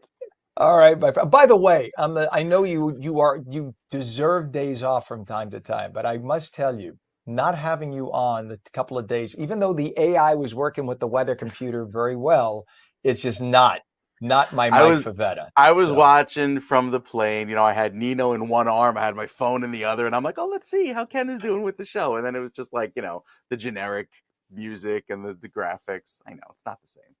Love having you here it was too. very sad. It is. You are my morning cup of coffee, my friend. It is. I get depressed when we're not on. I'm not kidding. It's like this is a joy having you on. I learn from you every single day. So that's not blowing smoke. So Oh, I we know, I just love enjoy you it too. on this show.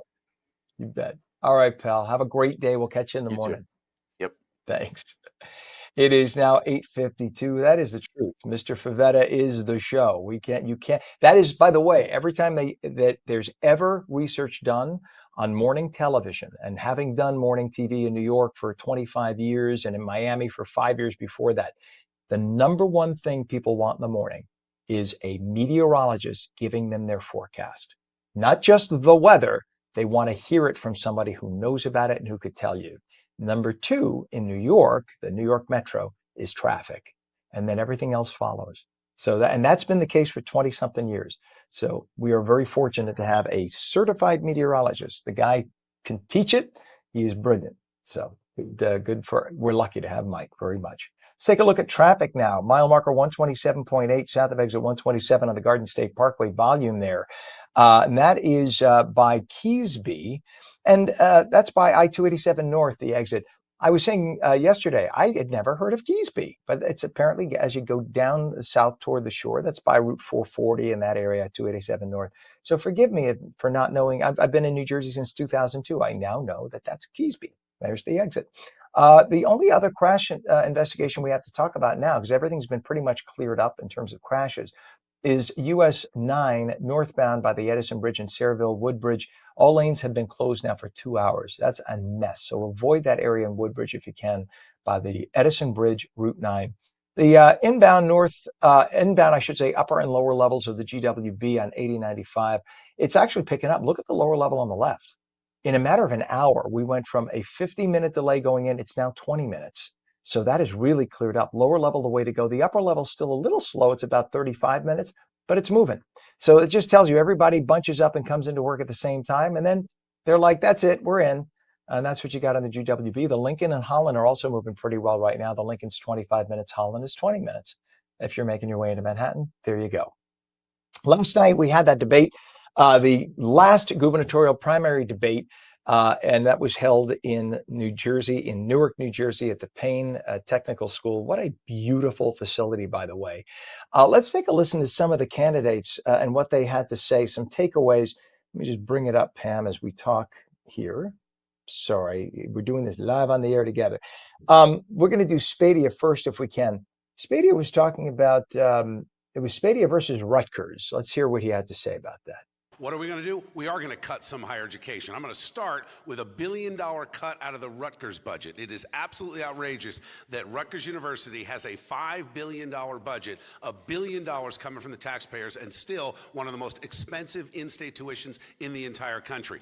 What we really have to do is get into middle school and high school and start talking to kids about other careers. Why are we not talking about getting into the skilled trades? Why does every kid have to go to college and endure a six-figure debt with no prospects of jobs? We need to change education and the way we think. And to support what Mr. Spadia, Bill Spadia, was talking about there, we just announced earlier today that Rutgers has announced they are hiring the president of Louisiana State University to come and be their new president. And they're paying him with bonuses, base pay and bonuses, $1.45 million a year. His base pay is going to be 1.1 and then another $350,000 in potential bonus money. So nearly $1.5 million a year for Rutgers. And Rutgers is a good school, don't get me wrong. But I'm sure the current president's making 900 and something thousand, doing a good job. A lot of people are arguing he was paid too much. $1.5 million? Like, what justifies that? Here's what gets me with higher education. They're the most liberal people in the whole country telling us how to live our lives. Yet they've been endowed, many of these schools have endowments of billions, and yet they still charge you $400,000 a year. They still pay their professors, not their teaching assistants, but their professors a fortune, and they give a president $1.5 million a year, and they have the gall to charge your kid $400,000 a year for lesbian, transgender, blue-haired studies that they can do absolutely nothing with when they graduate. Nothing. They come out owing $500,000 a year in college debt, and they can't get a job. Yeah, no, not a great idea. If your kid goes into college not knowing what they want to do and what they want to study, don't give them money for college. Tell them to go to a trade school or take that year off before you waste hundreds of thousands of dollars. And a school like Rutgers should know better than to hire somebody for $1.5 million a year. Let's listen to Senator Bramnick. He spoke last night about New Jersey Doge. John Bramnick. Well, I hear waste, fraud, and abuse. I like the concept, but you have to actually look closely at every cut. I think sometimes we cut across the board without actually doing the forensic audit. And any business, they don't just cut across the board. What they do is they look at the programs that are successful, they study the programs, and then they cut. All right, and that does it for this edition of ONNJ Mornings. I'm Ken Rosato. Mike saying showers this morning, heavier steady rain later, chilly and damp, highs only in the upper 50s. And that's our show for Wednesday, May 21st. I'm Ken Rosato. Remember, you can always stream us at ONNJ.com and 10 other platforms. We'll catch you again tomorrow morning starting at 7 a.m. Tell all your friends about us. Until tomorrow, have a wonderful day. Thank you for tuning in.